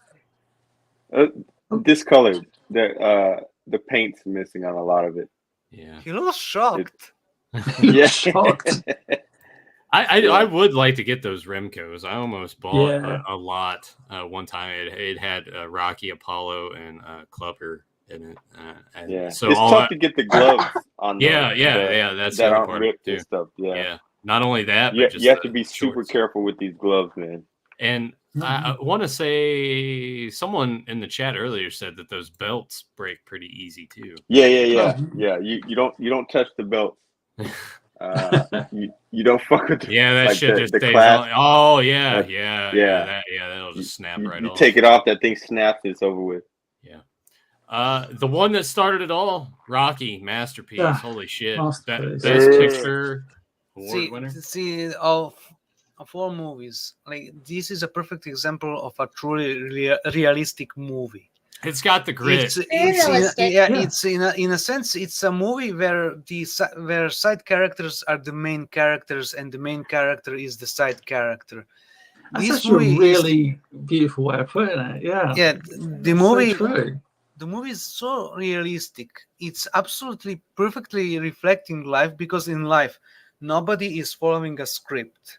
In real life, people do not always know what the best thing is to say, and they just tend to be awkward. Yeah. Like at all times, like even like this podcast, for example, like. Oh, you're trying to say we're all When you awkward? look at, but there are plenty of moments like that. But like even when you look at the love scene between Adrian and Rocky, it's like uncomfortable. yeah, because Thank you. because it's Oh, so yeah, I was very awkward. uncomfortable watching. At one point, you Yeah. can see Adrian's nose inside his mouth. It's that awkward. But it's Oh, I also thought you meant the flirty. Yeah, that was but- awkward. yeah, that even was the very flirting, cringy for because- me. yes. Yeah. Because it's that inherent awkwardness to real life. Because Yeah. that It's just very happens. realistic. Even It like even a character like Paulie, like in a movie sense, he doesn't make any sense. But in real life, you We all have met family members like people. that. Yeah, you have family members like that.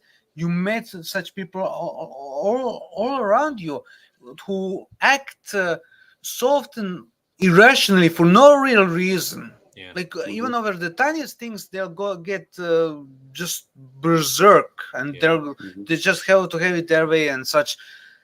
Like you've seen him, like he throughout this movie, he has this approach of tough love. Like he wants Adrian to move out of the house to make something of herself, but he does it in such a brutal way Yeah. that He's many very people in big real asshole. life practice. And like, But then takes at the it to other, Turkey. but then he at the takes end, it- you get Adrian yelling at him like, "You suppressed me," Yeah. kind of thing. She Yeah, was like, but pretty prior to overly like, protective of her. yeah, prior to that, he takes that turkey dinner and he throws it. Yeah. Oh, Out It of that the scene window. pissed me off. That Yeah. scene I pissed love me her off. little he's reaction so to that. She's like, brutal. "Oh, Paulie," just runs onto Yeah. the room. And like, and later when he snaps, like he breaks down and he says like, nobody loves me, like Yeah. you don't Yeah. love me. It's very Like, real. Yeah. It's absolutely real. Like Well- it's so incredible. And- Like even Mickey is like a flawed character because Yeah. at first he's like done with Rocky, but Yeah. then he hears about this challenge and And he, all of a sudden he wants suddenly to gets- jump on he there. gets- Yeah. yeah, he suddenly wants to give it another shot, and then he's regretful about abandoning Rocky because Rocky starts having a temper tantrum over it. Mhm. It's like it's such a wonderful movie. And again, even that dating scene when they go to the ice rink, Ice rink. again, even just Rocky talking to that guy to let them in Yeah. for a couple of minutes. Yeah. It's so amazingly realistic, and the way they skate on the ice rink, which must have been hell to shoot because Well- who knows how many times they fell. But really, I- and that fight actually we'll get later to the fight, but Yeah. really, like the whole movie is such a wonderful mirror to reality. If Well- people want to see what a really realistic movie is like, this is it. Well, and I think it kind of had to be from the aspect of just having no budget at all, too. And Oh yes, just- that's another thing. Is that this movie? This is a real underdog story by an actual real life underdog.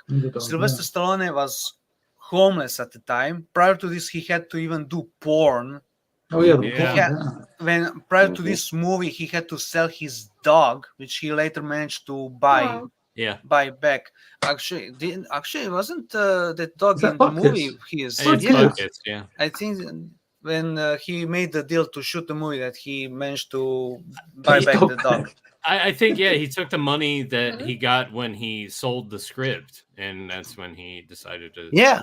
Yeah, he's like, I got to buy the dog back. Going back though to the whole that one scene, because Rebecca said it made her uncomfortable. It makes me uncomfortable too. It's just it's grounded in reality for sure, but just him sitting there, it's like, oh, what, you don't like the place? Come sit over here. Oh, take your hat off. Take your glasses off. I almost because I've seen Rocky 4, but like I almost messaged you, Nathan, like Rocky's a dick. Just because of the first half of this movie of him flirting with Adrian, and the whole he does the thing that pisses me off, which is dudes constantly coming into your work and bothering you. Yeah. Because Oh, at every when he's doing the work, chat, when he's trying to rehearse his chat up lines as well. Yeah. That's yeah. Afterwards, knowing like his and Adrian's relationship, it's cute coming back to it. But when I'm first watching it, it was so cringy. It's hard. Yeah, but again, like even in real life, if you were to like, there are people who are like that, like who are just there are awkward and like it's the cringy approach how he flirts, because we wouldn't flirt like that, but there are plenty of people who flirt like that, and it's like you gotta think that it's the cringy thing. The cringy thing is a newer mindset, right? Yeah. Like yeah, you didn't have internet. You didn't have, everybody didn't have a cell phone or anything like that. So if you wanted to talk to a girl at that point in time, you had to go see her. You had to go, where she was at, and he didn't know where she lived. They didn't work together. They weren't in school together. There was no common place for them to meet to speak. So he had to go to the shop and act like he liked turtles. But did Adrian give off any signals that she was into it? Did I miss something? Did she smile at it? She was shy. Because that's what I mean. She looked terrified the whole time. She was the power dynamic was so off.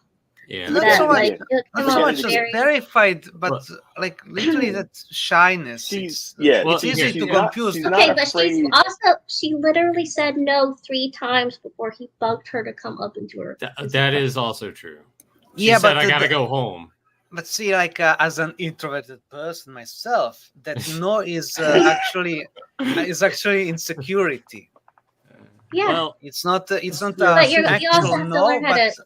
Yeah. It's like I'm not sure. It's anxiety. I think the argument would be made is that like it's gonna sound really fucking shit. No. Hey, let's go for it. Well, before James says what he has to say, let's also put this on Front Street too, and I'll go ahead and say the word. I know we drop it every now and again, and this movie did come out in the late 70s, so it is of a different time. And considering that, but also the conversation that they have when he wants to take her out, and he's like, well, here, have some money. And the drivers like, take her to the zoo. Retards love the zoo. And he's like, what? What are you saying? It's like, oh, she's just shy. And he's like, no, by the way, she's hard R word. I won't say it again. And he's ready to like punch that guy in the chair. But it is of a different I wish time. I wish he had some of that though for Polly when he threw her chicken dinner or her turkey. Yeah. Like I wish he stood up to Polly more than But then again, that's another respect aspect. Like that's her brother. So a suitor in those times, even now, you don't disrespect the family, right? You don't disrespect the family aspect. You obviously, Rocky didn't like it. He didn't approve of it. He would have loved to do something, I'm certain. But the fact of the matter is, that's who's taking care of her. And I don't know the dynamic, I don't know what it is. He's going to go into unknown territory. Once she becomes my lady, I'm going to defend her. Okay, that makes sense. Which he does kind of do at one point when he grabs Polly. I can't remember if it was in Rocky 2 or if it was in this movie. I think it was Rocky 2. When Polly was all butthurt that he wasn't Rocky didn't take him along. Actually, it was in part 3 that well, there's that in the parking garage where he's like, well, you don't want to give me a job. Yeah, that's at the end. It's like such a hilarious shift in tone. Like, want to give me a job? Yeah, fuck you, Polly. All you had to do was ask. No, it was just cringy at first, but then later on, it's like, okay, it's fine. Yeah. But when I'm first watching it, I'm like, well, and it's good. Why are these guys treating her like? You have that perspective of it watching this for the first time, especially in 2023. I'm sure when people watched this back when it came out in 78, I'm gonna fuck myself over. 78. A lot of those old chicks were like, "Man, that's how my husband came at me." But he came every day in the grocery store in the melon section. Yeah. all of that stuff aside, even though it has those moments in it that are kind of awkward to watch in 2023, if you're watching it for the first time, I still consider this a masterpiece. Yeah. Oh yeah, that is. If you can Unlike make a film that's still BBC. being talked about all these years later, then you obviously did something. Oh yeah. Oh, it's a fantastic movie. Actually, the same could be said about Rocky V. People are still talking to that to this day. Yeah. The montage for Rocky. Masterpiece. Masterpiece, classic. Masterpiece, yeah. I mean, this shot in and of itself, but I also like too that as Tyler, we were all talking about it. I think Tyler had mentioned it with the montage. You want this character to develop and build and build and build. Initially, he struggles getting up those steps. He's holding his side. He can't do it. And then you get to this montage and he runs up it and we get the celebratory hands in the air, the iconic shot.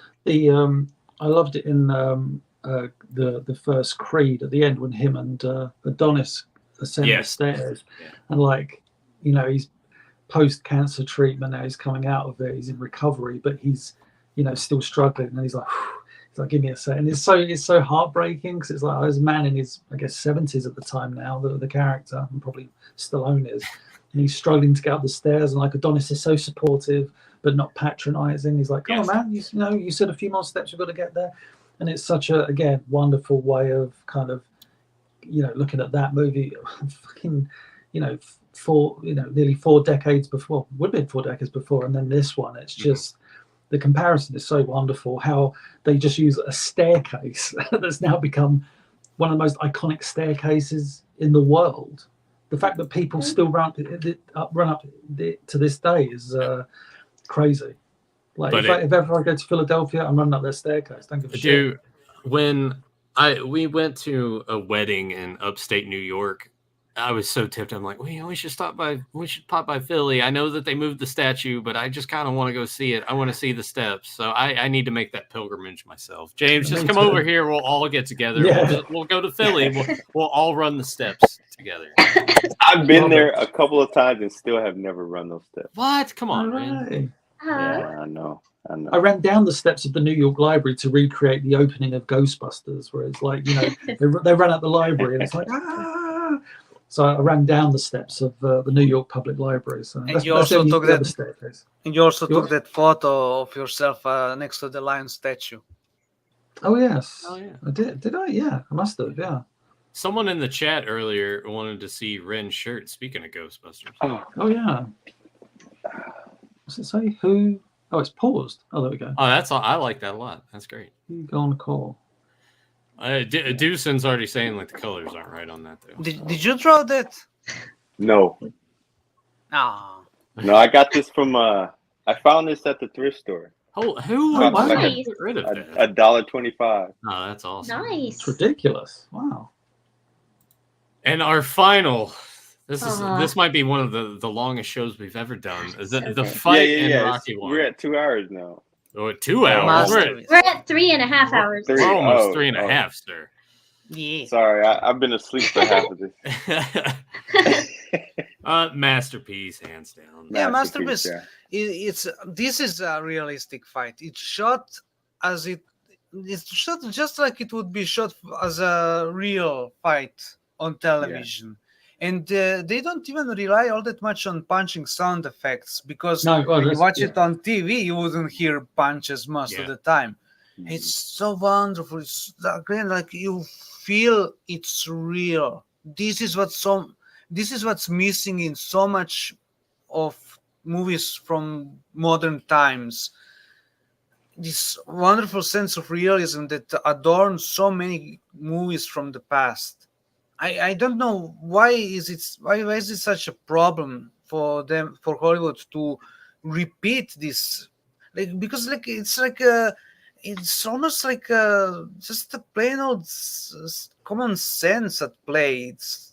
You want it to be realistic, you do it realistically. You don't suddenly go like, well, I'm gonna show it like anime. The answer to that is easy, Deuce. Because my son, who's 14, will see this and think it's underwhelming. Because everything is video game, everything is anime, everything is is over the top and everything is Technicolor, and this isn't exciting to them. Yeah. When my son told me that Rocketeer wasn't a superhero, I nearly disowned him. But wait, the Rocketeer isn't a superhero because neither he is doesn't Batman. have But superpowers. let's not get Exactly. into it. Let's not. Exactly. Okay. Oh, wait. Wait, what? No, there What we did go. you do? What the hell? I didn't do anything. It said we lost It's connection. Tyler. It's Tyler. Tyler's great Tyler. names. Yeah, Tyler's like, don't yeah, you say were like nothing about- Batman's not a superhero, and Tyler is Don't going. talk about the Batman. Tyler is going lawnmower man on you. Wow, Lawnmower Man. That's Yeah, you want to talk about shit that doesn't like special effects wise doesn't hold up. Lawnmower. Right. Oh, Yeah, God. but you see, think of it the way today's teenagers and kids think is that much of that mindset is imposed on them by the internet, because on the internet cynicism reigns supreme. But when it goes to video games, it's actually reverse, because like take for example GTA 5. It's so much realistic than previous GTA games. Yeah. And when you see people fight in those games, they fight it in a very realistic manner without much of exaggeration. Yeah, Also- he plays that game a lot. Yeah, Yeah, if and he they're very plays slow and they swing hard and weird. Yeah, I mean, also if he plays online, I probably blew him up a couple of times. I mean, I didn't know you played video games, did you? I'm kind of surprised that he does, but it's the same That's thing, cool. I guess, of just like, I mean, even as a kid, for me, if I would see black and white movies, automatically as a kid, I'm like, no, not for me. As an adult, you go to appreciate Oh, those God. things. Yeah. Our brains are just wired differently. Yeah. Yeah, because again, What like, stimulates it? and that's something when it comes to black and white movies, it's something that started even before the internet, because remember there was that hysteria about Ted Turner colorizing movies so that modern generations Of could course. enjoy it, and he was trying to push that, but thankfully there was pushback against that, and we have those movies properly preserved. By the way, could you check your private messages, Nathan? Uh-oh. Oh, no, Better what's not be this? dirty. No. Rocky statue. Yeah, I'll go ahead and show this off here. Let me turn the audio thing off. All right. Go ahead, Deuce, and explain. Some politician was a fan of the movies and just decided to make that statue as a tourist attraction. And where is this at? It's not in my city, but it's in my country. It's, That's Is it awesome. really? That's awesome. yeah, I love that. I love it. It's like, you That's know so what? cool. Rocky's fucking awesome, so I'm going to build this, even though it has nothing to do with him. That's Yeah. awesome. I love that. Is everyone else here kind of exhausted? I wasn't even on camera for most of the show, and I was like, "Oh my god!" I'm I'm sitting here good. like, this is a long one." well, at least you're not like Tyler screaming and shaking in his bed. Like, what do you mean he's not superhero? I already texted him. I was like, "Man, sorry that went long because he didn't even get to really talk about the movies that I think out of this entire thing he he loves." really would have wanted to. Yeah, And when you texted him and he heard the notification, he went like, internet down. I mean, James looks pretty tired. He looks. Oh, it's 4:45 in the morning. Yeah. Oh so- my god. All right. Well, we won't bother taking questions on this one. is We've our got- audience even awake? It has dropped in half since we started, Yeah. which I don't blame them. You gotta, people. Cowards. Yeah, they'll come back.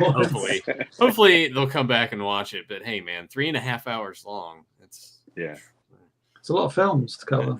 Yeah. it was Let's a go lot, longer. lot of films. Yeah, we probably should have. Let's review Rambo movies right now. Let's watch them live, all 5. There was one thing that I did want to mention. I'm gonna have to find it. Someone, I can't remember who it was in the chat, it alluded to. I've noticed with doing these Stallone movies that everything is ranking kind of high. And when you guys did the Arnold tier list, a lot of stuff hit lower. And I'm like, well, there's the difference. We're talking about Rocky. Now, if we're like, strictly Yeah, it's not Rocky. Stallone where does movies. where to stop or my mom will shoot, like that stings. You know, like no, it's underrated. Also, it's yes, all right. I'm getting cut it out, dude. Long that for another overdue. time. We're getting. I'm not gonna do that to you, Deuce. It stars Christopher Collins, aka Starscream. Starscream's in it. Commander. Yeah. He plays a sleazy weapon salesman on the street. Oh, very cool. Well, Yeah. here are two things. Here's one from JSP. What kind of tall tale do you think Hogan told about the making of Rocky III? Yeah, he invented it. He wrote it and directed it. He broke his back. No, that would come later after all those leg drops that he would do. No, Sean Deere. not Hulk Hogan. He broke Stallone's Link, back. Cuff and Link. Yeah, Cuff and Link. There you Right? go. I think so. Yeah, I'm pretty sure. James will know more than well. They were named Turtle 1 and Turtle 2. Febmon, next time tier list Rambo or maybe some Van Damme films. With Van Damme, Van Damme had maybe like 2 or 3 good ones. Everything else is pretty fucking terrible. He was. He But wasn't a lot too of them are picky. so bad they were good. It's like Steven Seagal. It's a good thing Joe's not here. Except that Van Damme gets laid more often. If Joe Street were Fighter here, was the greatest Van Damme movie ever made. what'd you say?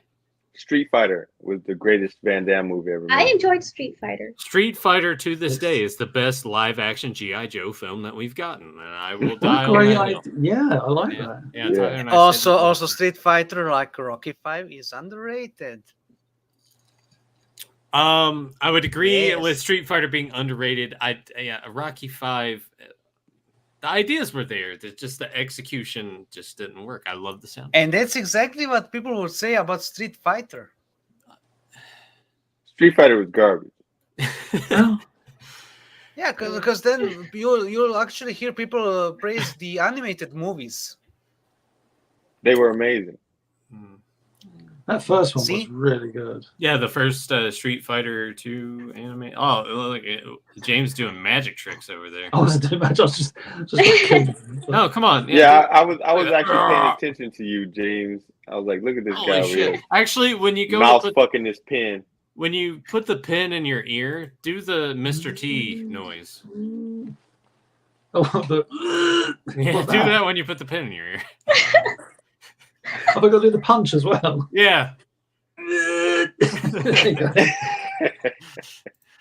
All right, I'm going to go ahead and wrap this up. I hope everyone enjoyed this extremely long episode. We probably should have cut out a couple of categories when tiering this, but I still had fun, as exhausting as it was. I hope everyone else did as well. Deucin, we got a lot of you out of this one. James, thank you for joining us. Wait, James. Oh. Quote. Muy quote. Oh yeah, we'll let James do the movie quote. Oh God, no, don't. Oh come on, think of something in your head. Do it. I've got one. I've got one. But don't make it a Rocky movie, okay? No, do that. You gotta do that sexy music. Fuck, You gotta do the sexy music. Oh, well, let me, while James thinks about that, let me do the wrap up here. I hope everyone enjoyed this super extra long episode of And Now for Something Different. We'll come back next week for Fans of Power. If you haven't already, make sure you like this video. And if you're not subscribed already, make sure you do that as well. Leave a comment down below. Give us your ranking of Rocky/Creed movies. And until next time, we'll see you in the future to talk about the past. Have I got to do a quote? Yes. I've got one. Ready? Here we go. Autobots, roll for it. There you go. What's that from? What? Autobots, roll for it. Which Michael Bay one. Which Michael Bay Transformers movie is that? Any of the garbage. I don't know. Was that the one with Mark Wahlberg? Hey man, Mark Wahlberg. What are you talking about, Mark Wahlberg? My impression. I can't think of any movie quotes. Yeah, you can. Come on. Don't call me Shirley. Stop or my mum will shoot. Do one of the Rocky ones. A Rocky quote. I mean, come on, man. My you're ring's on that Moy outside. podcast. You're on that Moy podcast and you can't think of a single quote? I can't think of a single quote. The only one I think of, no one will get because it's too. Well, do it. Let's see if we put can. him on the spot. Okay, 3 words. That's not the quote. It's not me. Charade. It's not me. It's not the N-word. What? Word in there. It's not me. It's That not actually me, sounds bang. familiar. That actually sounds familiar. It's not me. And then he shoots a gun. Oh, that's the quote. It's Yeah, that's the not quote. me. Sorry, dude. I thought you were about to say a slur. So Oh. that's why you said it's not me. Yeah, clearly James would do that right now. Yeah. Oh, Doosan. But yeah, but because he said it's not me, so it's like it's the character saying. He's getting all meta on us. I know. He's fucking with our heads. I don't know. I don't know either. I Yeah, never we- know any of that. What movie is that from, James? Oh, Gross Point Blank. Oh, John Cusack. yeah, I've seen that. I've seen You that. made movie that up. a couple times. That's No, a lovely. I made it up. it's John Cusack coming back to his hometown, and he's a hitman. It's a fucking great movie. It's pretty. Yeah, it's really it's good. And it's like his childhood home is like a convenience store. Now It's got Minnie Driver in it and a very wide face. Gross Point Blank. I didn't think James was going to drop something like that, but here we are. He See you made it next up. For shame. What is For that? Oh, shame. John Cena. Huh? Shame. Shame. Shame.